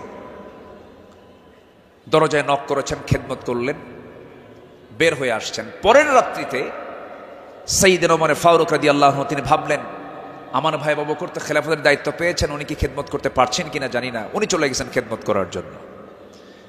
দরজায় তিনি নক করেছেন, বুড়িমা, আপনার খেদমতের জন্য আমি এসেছি, আমি ওমর আসছি। কে প্রয়োজন নেই। কেন? কিছুক্ষণ আগে একজন খেদমত করে চলে গেছে। উনি ভাবলেন যে খেদমতটা কে করতে পারে। পরপর তিনি 3 রাত ওই বুড়ি মহিলার ঘরের পাশে গিয়ে আড়ালে তিনি দাঁড়ালেন, খুঁজে পাচ্ছেন না, কখন ঠকে তাও টের পাওয়া যায় না। 3য় রাত্রিতে তিনি বুঝতে পারলেন একটা মানুষ খালি পায়ে ভিতরে ঢুকলো, কিন্তু অন্ধকার তো দেখতে পান নাই। ভিতরে ঢুকে খেদমত করে বের হতে নিলেই পিছন দিক থেকে ওমর ফারুক তার হাত চেপে ধরেছেন। চেপে ধরেই দেখেন কেউ না, খলিফা আবু বকর সিদ্দিক রাদিয়াল্লাহু তাআলা আনহু। তিনি বললেন, আমিরুল মুমিনিন, একটা রাষ্ট্র পরিচালনা করতে নিয়ে কত পরিশ্রম করতে হয়। রাতের বেলা বিশ্রামের প্রয়োজন হয়, দিনের বেলাও পরিশ্রম করেন, রাতের বেলা এমনটা করলে আপনি অসুস্থ হয়ে পড়বেন, অন্তত আমাদের কিছু খেদমতের জন্য আমাদের কিছু কাজ রেখে দেন। তিনি বলছেন, ভাই ওমর, হাসরের ময়দানে আমার আমলনামা তোমার পিঠে যাবে না, আমার কাজ আমাকে করতে দাও। মৃত্যুর দিন পর্যন্ত তিনি ওই মহিলার খেদমত করে তিনি দুনিয়া থেকে বিদায় নিয়েছেন। দ্বিতীয় খলিফা ওমর ফারুক রাদিয়াল্লাহু তাআলা যখন খেলাফতের দায়িত্ব পেলেন, ওই মহিলা জানেন না প্রথম খলিফা ইন্তেকাল করেছেন। খেলাফতের দায়িত্ব যেদিন পেয়েছেন সেই দিনই রাত্রেবেলায় ওমর ফারুক তিনি চলে গেছেন মহিলার ঘরে, দরজায় নক করে ভিতরে ঢুকেছেন। মহিলা জানেন না খাদেম চেঞ্জ হয়েছে। ভিতরে তিনি সব কাজগুলো করলেন, রান্না বান্না করে দিলেন, কাপড় চোপড় ধুয়ে দিলেন, খাবার দাবার ধুয়ে দিয়ে পরিষ্কার করে তিনি বের হয়ে আসলেন। মহিলা অন্ধ মানুষ, বসেছেন খাবার খেতে, সামনে খেজুর নিয়ে যখন বসেছেন, খেজুর একটা মুখে নেওয়া মাত্রই দাঁতের নিচে যখন খেজুরের বিচি যখন পড়ে গেছে, সঙ্গে সঙ্গে মহিলা বলতেছেন ইন্না লিল্লাহ। তিনি চোখের পানি ফেলে দিয়া কেঁদে কেঁদে বলতেছেন, বুঝতে পেরেছি আমার আসল খাদেম আবু বকর আর দুনিয়াতে নাই। আমার আবু বকর যখন আমার খেদমত করতে আসতো, যখন সে খেজুরগুলো আমাকে ধুয়ে দিত, শুধু খেজুর শুধু ধুয়েই দিত না, খেজুরগুলো ধুয়ে ভিতরের যে বিচিগুলো আছে বিচিগুলো সরায়া আমার সামনে রেখে দিত, যেন আমার খেতে কোনো কষ্ট না হয়। জোরে বলে সুবহানাল্লাহ, আরো জোরে বলে সুবহানাল্লাহ। শাসক ছিলেন, শাসকের কাতারে থেকেও তারা নিরহংকারী হয়ে জনগণের সেবা করেছেন। আল্লাহু আকবার বলে। সাইয়েদনা ওমর ফারুক রাদিয়াল্লাহু তাআলা আনহু তিনি যেদিন শাসনভার তার কাছে আসে, তার কাঁধে যখন আসে, সেই দিন থেকে নিয়ে শুরু করে মৃত্যুর দিন পর্যন্ত কোন রাত তার পিঠটা তার বিছানার সঙ্গে লাগাতে দেননি। দিন দিন শুকায় যাচ্ছিলেন। বলা হলো, আপনি শুকায় যাচ্ছেন কেন? তিনি বললেন কেঁদে কেঁদে, তোমরা আমাকে এমন দায়িত্ব দিয়েছো যে দায়িত্ব আমাকে স্বাস্থ্যহীন বানিয়ে দিয়েছে। পরকালীন জবাবদিহিতার অনুভূতি ছাড়া একটা শাসক কখনো ভালো হতে পারে না। আসতে বলবেন না, জোরে বলুন ঠিক কিনা? অতএব সেই গদির সমস্যার সমাধানের জন্য আমরা চাই যোগ্য, সৎ, আল্লাহওয়ালা, কোরআন প্রেমিক একজন শাসক আমরা চাই। আল্লাহ কবুল করুন, আল্লাহ কবুল করুন। এই কথাটা কেন বললাম? কারণ এখন যে সরকারটা আছে, এটা কি স্থায়ী না অস্থায়ী? এই জন্য আলোচনার মধ্যে এই ফাঁকে এই কথাটা একটু বলে ফেললাম। সম্মানিত ভাইয়েরা, আমার সময় তো ফুরে যাচ্ছে, আমাকে শেষ করতে হবে। শেষ কি করে দেব? আলোচনা চলুক, হুজুর মরুক। জি, জোরে বলি ইনশাআল্লাহ। জি, আল্লাহ কবুল করুন, জোরে বলি আমিন। নাম্বার 5, সকল দুর্নীতি এবং অন্যায়ের বিরুদ্ধে কঠোর অবস্থান। আমার নবীরও ছিল, সাহাবে কেরামদের মাঝে এই বিষয়ে তারা খুব সতর্ক থাকতেন।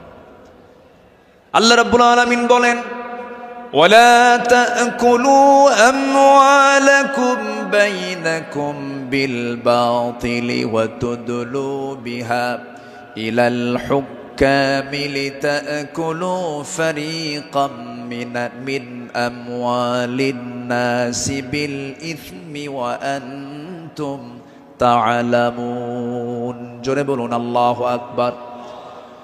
তোমরা নিজেদের মধ্যে পরস্পরের সম্পদ অন্যায়ভাবে গ্রাস করো না, তা বিচারকদের নিকট উপস্থাপন করো না, যাতে অন্যের সম্পদের কিছু অংশ পাপের মাধ্যমে গ্রাস করতে পারো, যদিও তোমরা জানো কার কথা। আসতে বলবেন না, কার কথা? আরেক জায়গায় বলছেন, লা তাকুলু, তোমরা খেতে যেও না। কি খেতে যেও না? কুলু মিন তাইয়্যিবাত, পবিত্র খাবে, হারাম কিছু খাবে না। লা তাকুলুর রিবা আদআফা মুদাআফা আহাল্লাল্লাহুল বাই'a ওয়া হাররামান রিবা। বিভিন্ন জায়গাতে আল্লাহ পাক ক্লিয়ার কথা বলে দিয়েছেন। আমার বন্ধুগণ, সাহাবায়ে কেরাম দুর্নীতি কেমন করে বন্ধ করা যায়, অন্যের বিরুদ্ধে কেমন কঠোর হতে হয়, তা বাস্তব জীবনে তা দেখিয়ে দিয়েছেন। বাস্তব জীবনে আল্লাহ রাসূল তা বুঝিয়ে দিয়েছেন। বিচার কেমনে করতে হয়, বিচারের রায় কেমনে নামাতে হয়, তাও রাসূল শিখিয়ে দিয়েছেন। বিচার কি সবার জন্য সমান না সমান? আইন সবার জন্য? আইন সবার জন্য সমান। আমার নবীজি বসে আছেন, একটা বিচার আসলো। এক সম্ভ্রান্ত পরিবারের মহিলা কন্যা সন্তান চুরি করে ধরা পড়েছে। রাসূল বললেন, কোনো কথা নাই, হাত কাটো, হাত কেটে ফেলো। রাসূল অর্ডার দিলেন। আমার নবীর উপরে কথা বলার কোনো সাহস কারো নাই। ওই সম্ভ্রান্ত পরিবারের লোকজন এসে সাইয়েদনা ওমর ফারুককে বিভিন্ন কিছু বুঝায়া দিয়ে বলছেন, আপনি যদি রাসূলকে সুপারিশ করেন হয়তো রাসূল শুনতে পারেন। সাইয়েদনা ওমর ফারুক এসে আমার নবীর সামনে দাঁড়িয়ে বলছেন, ইয়া রাসূলুল্লাহ, যে মহিলার হাত কাটার অর্ডার দেওয়া হয়েছে সে তো সম্ভ্রান্ত পরিবারের, দেখুন তো কিছু করা যায় নাকি? আমার নবীজি সেই সময় আল্লাহর কসম করে বলেন, আল্লাহি, হে আমার ওমর, আল্লাহর কসম করে বললি, আল্লাহর কসম করে বলছি, এই চুরিটা যদি ওই সম্ভ্রান্ত পরিবারের মেয়ে ফাতিমা না হয়ে যদি কলিজার টুকরা মেয়ে আমার ফাতিমা বিনতে মুহাম্মদ হতো, যদি এটা প্রমাণ হয়ে যেত, লাকাতাতু ইয়াদাহা, আমি রাসূল নিজে তার হাতটা ধরে কেটে দিতাম। আল্লাহু আকবার। দুর্নীতির কোনো সুযোগ সেই সমাজে ছিল না, কারণ যারা বিচার করেছেন তারা ছিলেন হলো সৎ বিচারক। আমরা সৎ শাসক, সৎ বিচারক দেখতে চাই। আর সৎ শাসক এবং সৎ বিচারক সৃষ্টি তখনই হতে পারে যারা কোরআন সমাজে চায়। যারা সমাজে কি চায়? কোরআন চায়। সাইয়েদনা ওমর ফারুক রাদিয়াল্লাহু তাআলা আনহু, যে সময় তিনি খলিফাতুল মুসলিমিন, ইরাকের গভর্নর ছিলেন হলো আবু মুসা আশআরী রাদিয়াল্লাহু তাআলা আনহু। তিনি করলেন কি, তিনি একদিন মদিনায় এসে সাইয়েদনা ওমর ফারুক রাদিয়াল্লাহু আনহুর জন্য এবং তার স্ত্রী আতিকা রাদিয়াল্লাহু আনহার জন্য কিছু কাপড় চোপড় উপঢৌকন স্বরূপ নিয়ে আসলেন। নিয়ে এসে তার সামনে দাঁড়িয়ে বলছেন, আমিরুল মুমিনিন, আপনার জন্য এই যে আপনার জন্য কিছু কাপড় উপঢৌকন নিয়ে এসেছি। তিনি মুস্কি হাসি মারলেন। মুস্কি হাসি মেরে বললেন, আমার গভর্নর আবু মুসা আশআরী, তুমি আমার জন্য এই যে উপঢৌকনগুলো নিয়ে এসেছো, হাদিয়া নেওয়া সুন্নত, হাদিয়া দেওয়া সুন্নত, তাহাদু তাহাব্বু, ভালো কথা, এটা সাধারণ ব্যক্তিদের মাঝে হতে পারে, কিন্তু আমি শাসক, আমি যদি আজকে তোমার এই উপঢৌকন গ্রহণ করি ঘোষের পর্যায়েও যেতে পারে, আমি এটা গ্রহণ করব না। আল্লাহু আকবার বলেন। তিনি না গ্রহণ করে তার হাদিয়াটাকে, উপঢৌকনটাকে তিনি ফেরত দিয়েছেন। শাসকের কাতারে থেকে এমন উপঢৌকন নাও আমি জায়েজ মনে করি না, বললেন ওমর ফারুক রাদিয়াল্লাহু তাআলা আনহু। আল্লাহু আকবার। সম্মানিত ভাইয়েরা, সম্মানিত বন্ধুগণ, নাম্বার 6 হলো নির্ভীকতা এবং মহান আল্লাহর উপরে দৃঢ় তাওয়াক্কুল করা। এটা ছিল আমার নবী এবং সাহাবে কেরামদের সারা জীবনের আমল ছিল। জীবনে তারা চুল পরিমাণ কোনো ভয় পান নাই। আমরা কি ভয় করব কাউকে? কাকে ভয় করব? আল্লাহ ছাড়া কাউকে ভয় করা জায়েজ আছে? আল্লাহকে ছাড়া কাউকে ভয় করা কি জায়েজ আছে? আমার নবীজি কোন এক যুদ্ধের ময়দানে যাবেন, একটা গাছের নিচে তিনি শুয়ে পড়লেন। বাবলা গাছ, বাবলা গাছের ডালে তরবারি রেখে তিনি বিশ্রাম নিচ্ছিলেন। হঠাৎ করে এক বেদুইন এসে আমার নবীর সেই তলোয়ারটা তার হাতে তুলে নিয়ে বলতেছে, মুহাম্মদ, আমার হাতে তোমার জীবন, আমি তোমাকে এখন হত্যা করতে পারি। এই কথা বলা মাত্রই বলতেছে, এখন তোমাকে কে বাঁচাবে? বেদুইন বলছে, তোমাকে এখন কে বাঁচাবে মুহাম্মদ? আমার নবীজি বলেন, আমাকে বাঁচাবেন আমার আল্লাহ, আমাকে বাঁচাবেন আমার আল্লাহ, আমাকে বাঁচাবেন আমার আল্লাহ। 3 বার রাসূল যখন বললেন, ওই বেদুইনের হাত থেকে তরবারি থরথর থরথর করে পড়ে গেল। আমার নবীজি দৌড় মেরে গিয়ে সেই তরবারি হাতে নিয়ে বললেন, বেদুইন, এখন তোমাকে বাঁচাবে কে? আমি তো আল্লাহর কাছে আশ্রয় নিয়েছি, আল্লাহ আমাকে বাঁচাবে, এখন তোমাকে কে বাঁচাবে? বেদুইন তার চোখের পানি আটকাতে না পেরে আমার নবীর সামনে দাঁড়িয়ে বলছে, আপনি সত্যি আল্লাহর রাসূল, আপনি আমাকে পড়িয়ে দেন লা ইলাহা ইল্লাল্লাহ, ফাইদা আযামতা ফাতাওয়াক্কাল আলাল্লাহ ওয়া কাফা বিল্লাহি ওয়াকিলা ইন্নাল্লাহা ইউহিব্বুল মুতাওয়াক্কিলিন ওয়া মান ইয়াতাওয়াক্কাল আলাল্লাহ ফাহুয়া হাসবুহ। যে ব্যক্তি আল্লাহর প্রতি তাওয়াক্কুল করবে আল্লাহ তার জন্য যথেষ্ট হয়ে যান। আমাদের ভরসা রাশিয়া নয়, আমেরিকা নয়, ইন্ডিয়া নয়, চায়না নয়, আমাদের কার প্রতি ভরসা করার দরকার না, আমাদের ভরসা কে? আসতে বলবেন না, তিনি কে? আমাদেরকে বাঁচাবেন তিনি, যার হাতে আমাদের প্রাণ, তিনি সে আল্লাহ আমাদেরকে বাঁচাবেন। আল্লাহ কবুল করুন, জোরে বলি আমিন। ইসলাম গ্রহণ করেছেন 40 নম্বরে, 41 নম্বরে সাইয়েদনা ওমর ফারুক রাদিয়াল্লাহু তাআলা আনহু। ইসলাম কবুল করেই রাসূলের সামনে তরবারি রাসূলের পায়ের কাছে রেখে বললেন, ইয়া রাসূলুল্লাহ, আমাদের মুসলমানদের সংখ্যা কত? আমার রাসূল বললেন, ওমর, সাহাবীর সংখ্যা মাত্র 40 জন, 40 থেকে 41 জন। সাইয়েদনা ওমর ফারুক, এটাই বিশাল সংখ্যা। আজকে আমরা কাবার চত্বরে গিয়ে প্রকাশ্যে ঘোষণা করব, লা ইলাহা। কোন সাহাবী বললেন? বলেন বলেন, কোন সাহাবী? আজকে তো এক সাহাবীর ইতিহাসটা একটু বেশি টানলাম, প্রসঙ্গটা চলে আসলো। তিনি বলে ফেললেন, কি পরিমাণ সাহস হতে পারে! সাহসের পিরামিড সাইয়েদনা ওমর ফারুক গিয়ে প্রকাশ্য রূপে সামনে ঘোষণা করলেন, কে আছো? আমার সামনে আসো, লা ইলাহা। তরবারি হাতে দৃপ্ত পদক্ষেপে আল্লাহু আকবার ধ্বনিতে মুখরিত করে আকাশ বাতাস সামনের দিকে যেতে লাগলেন। আবু জেহেল হতভম্ব হলো। আবু জেহেল মনে মনে ভাবলো, পাঠালাম কি জন্য, আর হয়ে গেল কি? সাইয়েদনা ওমর ফারুক রাদিয়াল্লাহু তাআলা এত সাহসী ছিলেন, সেই বজ্র কণ্ঠের ওমর এখনো দরকার আছে না নাই? সেই বজ্র কণ্ঠের ওমর এখনো দরকার আছে না নাই? নতুন বাংলাদেশ তৈরি করার জন্য ওমর প্রয়োজন, আবু বকর প্রয়োজন। আমরা আবু বকরের মতো দৃঢ়চেতা হব, ওমরের মতো সাহসী হব, ওসমানের মতো ধৈর্যশীল হব, আলীর মতো লড়াকু সৈনিক হয়ে বাতিল শক্তির মোকাবেলায় আমরা ঝাঁপিয়ে পড়ব প্রয়োজনে। রাজি আছেন কারা কারা? হাত উঁচু করে দেখান মুসলমান।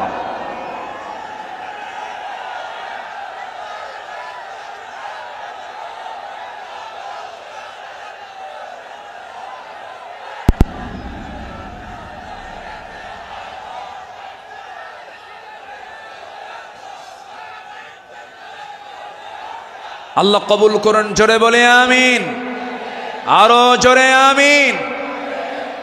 আল্লামা ইকবাল এই জন্য সাহাবাদের ভূমিকা বর্ণনা করে বর্তমান সময়ের মুসলিমদের দুরবস্থা নিয়ে আফসোস করে তিনি একটা লাইন বলেছেন। তিনি কি বলেছেন? সফহাওয়ার সে বাতিল কো মিটায়া কিসনে, নোয়ে ইনসা কো গোলামি সে ছড়াইয়া কিসনে, मेरे काबे को जमीनों से बचाया किसने, मेरे कुरान को सीनों से लगाया किसने, थे तू अबाओ तुम्हारे ही मगर तुम क्या हो, हद पर हद दहरे मुंतजरे फरदा हो। कवि विश्व कवि আল্লামা ইকবাল তিনি বলছেন, যারা এসব অসার বাতিল দূর করেছে জগৎ হতে, ছাড়িয়েছে মানব কুলে দাস গোলামির কবল হতে, কাবা ঘরে সেজদা করার জাগলো প্রথা যাদের সাথে, বুকে কোরআন ধারণ করা শিখল জগৎ যারা যারা হাতে, তারা তোদের পূর্বপুরুষ আর আজিকে তোমাদেরকে হে ইন্তজারি করছে বসে হাতের উপর হাতটি রেখে। আফসোস করে তিনি বলছেন, সাহাবীরা কি করে গেলেন আর তোমরা কি করছো? তোমরা এক একটা ওমর হয়ে যাও, এক একটা আবু বকর হয়ে যাও, জান্নাত পাওয়ার জন্য সাহাবীদের অনুসরণটাই তোমার জন্য যথেষ্ট হয়ে যাবে। জোরে বলি সুবহানাল্লাহ। নাম্বার 7 হলো নিজ দায়িত্বের ভারে অস্থির চিত্ততা নিয়ে আমার রাসূল চলতেন, সাহাবে কেরামও চলতেন। আমার নবীজি বিদায় হজের ভাষণের দিন আমার নবীজি কেঁদে অস্থির হয়ে যাচ্ছিলেন। সাহাবে কেরামকে লক্ষ্য করে বলছেন, ওয়া আনতুম তুসআলুনা আন্নী ফামা আনতুম কাইলুন, আমার ব্যাপারে প্রশ্ন করা হলে তোমরা কি বলবে? সাহাবীরা বললেন, নাশহাদু আন্নাকা ক্বাদ বাল্লাগতা ওয়া আদাইতা ওয়া নাসাহতা, আমরা সাক্ষ্য দেব আপনি দায়িত্ব পালন করেছেন, আপনি উপদেশ দিয়েছেন। এই কথা শুনে আমার নবীজি শাহাদাত আঙ্গুলি উঁচু করে আকাশের দিকে লক্ষ্য করে আল্লাহকে বলছেন, আল্লাহুম্মা শাহাদ, আল্লাহুম্মা শাহাদ, আল্লাহুম্মা শাহাদ। আল্লাহ তুমি সাক্ষী থাকো, আল্লাহ তুমি সাক্ষী থাকো, আমার সাহাবীরা আমার পক্ষে কথা বলছে। আল্লাহু আকবার বলেন। নিজের দায়িত্ব নিয়ে রাসূল খুব অস্থির চিত্ততা প্রকাশ করতেন মাঝে মাঝে। আমার বন্ধুগণ, আমার নবীজি মাঝে মাঝে এত পরিমাণ কাঁদতেন, কান্নার পরিমাণ এত হতো, আমার নবীজি যখন সেজদায় পড়ে যেতেন না, সেই শরীফের হাদিসে এসেছে পানি গরম হলে পরে টকবক যেমন আওয়াজ হয়, ফুটন্ত পানি যেমন টকবক টকবক আওয়াজ করে, আমার নবীজি সেজদার সময় এত পরিমাণ কাঁদতেন। আমার নবীজির সেজদার সময় যে মুখ থেকে কান্নার আওয়াজটা বের হতো টকবক করা পানির মতো, এত কাঁদতেন তিনি। কেন কাঁদতেন, কি জন্য কাঁদতেন? তিনি শুধু চেয়েছেন, ও আল্লাহ, আমার উম্মতকে তুমি জাহান্নাম দিবা না, আমার উম্মতকে তুমি জান্নাত দিবা। তিনি তার নিজের জন্য বেশি কেঁদেছেন না, উম্মতের জন্য বেশি কেঁদেছেন, উম্মতের জন্য বেশি কেঁদেছেন। আমার বন্ধুগণ, এই জন্য এই পৃথিবীতে সবচাইতে বেশি ভালোবাসবো এক নাম্বার কাকে বলেন? আসতে বলবেন না কাকে? নাম্বার 2 হচ্ছে মুহাম্মদ সাল্লাল্লাহু আলাইহি ওয়াসাল্লামকে আমরা ভালোবাসবো। তিনিও ভালোবেসেছেন। আমার ভাইয়েরা, আমার বন্ধুগণ, নাম্বার 8 হলো আদর্শ নেতৃত্বের অনুতুলনীয় আলোক ছটাই সাহাবে কেরাম। সাহাবে কেরামকে আল্লাহ রাব্বুল আলামিন অনেক সম্মান দান করেছেন। লাকাদ আরসালনা রুসুলানা বিল বাইয়িনাতি ওয়া আনজালনা মাআহুমুল কিতাবা ওয়াল মিজানা লিয়াকুমান নাসু বিল কিসত। জোরে বলুন আল্লাহু আকবার। আমার বন্ধুগণ, সময় যেহেতু কম, শেষের দিকে আস্তে আস্তে চলে যাচ্ছি। নাম্বার 9 হলো তাকওয়ার উজ্জ্বল দৃষ্টান্ত ছিলেন আমার নবী এবং সাহাবে কেরাম। লাকিনিল্লাযীনা তাকাও রাব্বাহুম লাহুম জান্নাতুন তাজরি মিন তাহতিহাল আনহার আল-আনহারু খালিদিনা ফিহা নুজুলাম মিন ইনদিল্লাহ ওয়া মা ইনদাল্লাহি খায়রুল লিল আবরার। জোরে বলুন আল্লাহু আকবার। যারা নিজেদের প্রতিপালককে ভয় করে চলে, তাদের জন্য আছে এমন সব উদ্যান, এমন সব জান্নাত যারা তলদেশ দিয়ে নহর প্রবাহিত। আল্লাহর পক্ষ থেকে অতিথিয়তা স্বরূপ তারা সর্বদা সেখানে থাকবে। আল্লাহর নিকট যা কিছু আছে পুণ্যবানদের জন্য তাই হলো শ্রেষ্ঠ। জোরে বলি সুবহানাল্লাহ। তাকওয়া কাকে বলে সাহাবে কেরাম শিখিয়েছেন, তাকওয়া কাকে বলে আম্বিয়া কেরাম শিখিয়েছেন। বিশেষ করে আমার নবীজি তাকওয়ার তিনি মূর্ত প্রতীক ছিলেন। আমার বন্ধুগণ, নাম্বার 10 হলো, নাম্বার 10 সর্বশেষ যেটা, সেটা হলো আল্লাহর কাছে বিনম্র চিত্তে অশ্রু ঝরানো, চোখের পানি ফেলে ফেলে কাঁদা। এই দুনিয়াতে আমি যখন জন্ম নিয়েছি, আমার প্রথম ভাষা ছিল হাসা না কাঁদা, হাসি না কান্না। মার পেট থেকে দুনিয়াতে এসে আমি কেঁদেছি না হেসেছি? কেঁদেছি। মূলত এই জায়গাটা হলো, এই দুনিয়াটা হলো কান্নাকাটি করার জায়গা। হাসির জায়গা হলো জান্নাত, আনন্দের জায়গা হলো জান্নাত। জান্নাতে গিয়ে বান্দার জীবনের সমস্ত আনন্দ সেই জান্নাতই সে ভোগ করবে। হুজিবাতুল জান্নাতু বিল মাকারিহ হুজিবাতুন নারু বিশ শাহাওয়াত। আমার বন্ধুগণ, আমার নবীজি যখন কাঁদতেন, অস্থির হয়ে যেতেন, তার চোখের কোনা বেয়ে বেয়ে টপ টপ করে পানি পড়তো, দাড়িগুলো ভিজে যেত, কপাল ফুলে যেত, হাঁটুগুলো ফুলে যেত। ঘন্টার পরে ঘন্টা সেজদায় পড়ে কেঁদেছেন। কারণ আল্লাহ পাক তার শানে বলেছেন, ওয়া মিনাল লাইলি ফাতাহাজ্জাদ বিহি নাফিলাতাল লাক আসা আন ইয়াবআসাকা রাব্বুকা মাকামান মাহমুদা। জোরে বলুন আল্লাহু আকবার। আরেক জায়গায় বলছেন, ওয়াল্লাযীনা ইয়াবিতুনা লিরাব্বিহিম সুজ্জাদান ওয়া কিয়ামা والذين يقولون ربنا اصرف عنا عذاب جهنم إن عذابها كان غراما إنها ساءت مستقرا ومقاما। আল্লাহর যারা বান্দা হবে, রাত গভীর হয়ে যাবে, সবাই ঘুমের সাগরে হাবুডুবু খাবে। কিন্তু আল্লাহর পছন্দের বান্দা যারা, তারা তো জানেই আল্লাহ সব সময় প্রথম আকাশে আসেন না। আল্লাহ তাআলা প্রথম আকাশে আসেন কোন সময়? বলুন কোন সময়? কোন সময়? কোন সময়? কোন সময়? শেষ রাত্রিতে চলে আসেন ফিস সামাঈদ দুনিয়া আলা মিন মুস্তাগফিরিন ফাগফির লাহ, কোন ক্ষমা প্রার্থী আছে আমার কাছে ক্ষমা চাবে। সেই সময় আল্লাহ পাক দুনিয়ার আকাশে চলে আসেন, আল্লাহর পছন্দের বান্দা এই চান্সটা ছেড়ে দেন না। শেষ রাত্রে উঠে চোখের পানি ফেলে শিশুর মতো যারা কান্দাকাটি করবে, আল্লাহর কাছে যারা রোনাজারি করবে, আপনি কি জানেন 7 সমুদ্রের পানি দিয়ে জাহান্নাম নিভতে পারে না, কিন্তু বান্দা যদি আল্লাহর ভয়ে 1 ফোঁটা চোখের পানি ফেলতে পারে, 1 ফোঁটা চোখের পানি 7টা জাহান্নামকে নিভাইয়া দিতে পারে। আমরা কাঁদবো কার কাছে? আসতে বলবেন না, কাঁদবো কার কাছে? পৃথিবীতে কান্নাকাটি করার জায়গা কয়টা? বলেন কয়টা জায়গা? এক জায়গা। কার কাছে? আল্লাহর কাছে আমরা চোখের পানি ফেলে ফেলে কাঁদবো, আল্লাহর কাছে আমরা রোনাজারি করব। পৃথিবীর মানুষের কাছে কাঁদবেন, কেউ বলবো ফিনাতে এমনি কান্দে, কোন একটা লক্ষ্য আছে, মতলব খারাপ। কত কি বলবে, স্বামী তার বউয়ের কাছে কাঁদবে, বউ তার স্বামীর কাছে কাঁদবে, ছেলে বাবার কাছে কাঁদবে, বাবা ছেলের কাছে কাঁদবে, সেখানে কিছু স্বার্থ থাকতে পারে। কিন্তু বান্দা যদি শুধুমাত্র আল্লাহর জন্য কাঁদতে পারে, আল্লাহ রাব্বুল আলামিন তার বান্দার সেই কান্নার পরিপূর্ণ জাযা, পরিপূর্ণ পুরস্কার সেই বান্দার হাতে তুলে দিবেন। এই জন্য আমরা চোখের পানি খরচ করব কার জন্য? আসতে বলবো না, কার জন্য আমরা খরচ করব? ইন্নাল্লাযীনা উতুল ইলমা মিন ক্বাবলিহি ওয়া ইযা ইউতলা আলাইহিম ইয়াখিরুনা লিল আযকানি সুজদা। সূরা বনী ইসরাঈল 107 নম্বর আয়াত।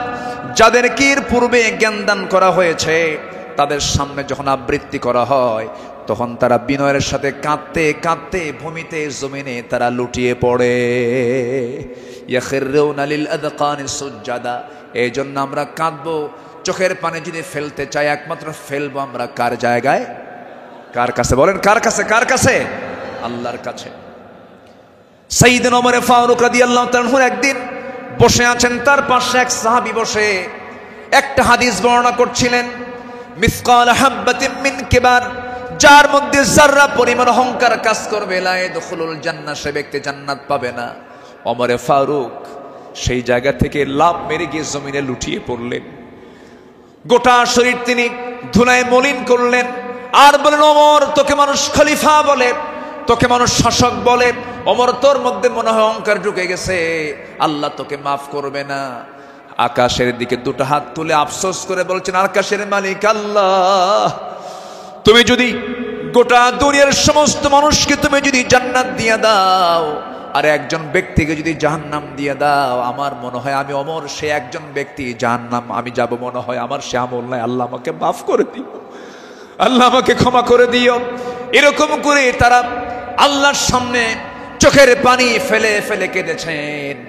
একজন সাহাবীর কাছে মুনাফিকের তালিকা ছিল, সেই সাহাবীর কাছে মাঝে মাঝে ওমর ফারুক যেতেন, গিয়ে বলতেন, ভাই ওমর, দেখো তো মুনাফিকের তালিকার মধ্যে আমি ওমর, আমার নামটা আছে নাকি? আমার নামটা আছে নাকি? সাহাবী বলতেন, ভাই ওমর, আপনার নাম থাকবে কেন? আপনি তো জান্নাহ, ওমর ফিল জান্নাহ। তিনি উত্তরে বলতেন, ভাই রে, আমার মন বলছে কেন যেন মনে হয় আমি কি মুনাফিকের কাতারে চলে গেলাম কিনা। কি চিন্তা তাদের মধ্যে কাজ করতো, কার ভয়, কার ভয়, কার ভয়? আসতে বলবেন না, কার ভয়? সবাই কি তাহাজ্জুদের নামাজ পড়তে রাজি আছেন? 5 ওয়াক্ত নামাজ পড়ার দরকার নাই? হ্যাঁ, কি দরকার আছে কিনা বলেন? তাহলে 5 ওয়াক্ত নামাজও পড়বো, এবং স্পেশাল অফার, ওই সময় চোখের পানি ফেললে বান্দার কোনো দোয়া মিস হয় না। সেটা হচ্ছে কি? ওয়াল্লাযীনা ইয়াবিতুনা লিরাব্বিহিম সুজদান ওয়া কিয়ামা, যারা রাতটা কাটায় দেয় রুকুতে এবং সিজদার মধ্যে। কার কাছে? 5 ওয়াক্ত নামাজ পড়বেন কারা কারা? একটু হাত উঁচু করে দেখান তো, বলি দেখি, জোরে বলি ইয়া আল্লাহ, আরো জোরে ইয়া আল্লাহ। আমাদেরকে 5 ওয়াক্ত সালাত আদায় করার তৌফিক তুমি আল্লাহ দিয়ে দাও। জোরে বলি আমিন, আরো জোরে আমিন, আরো জোরে আমিন।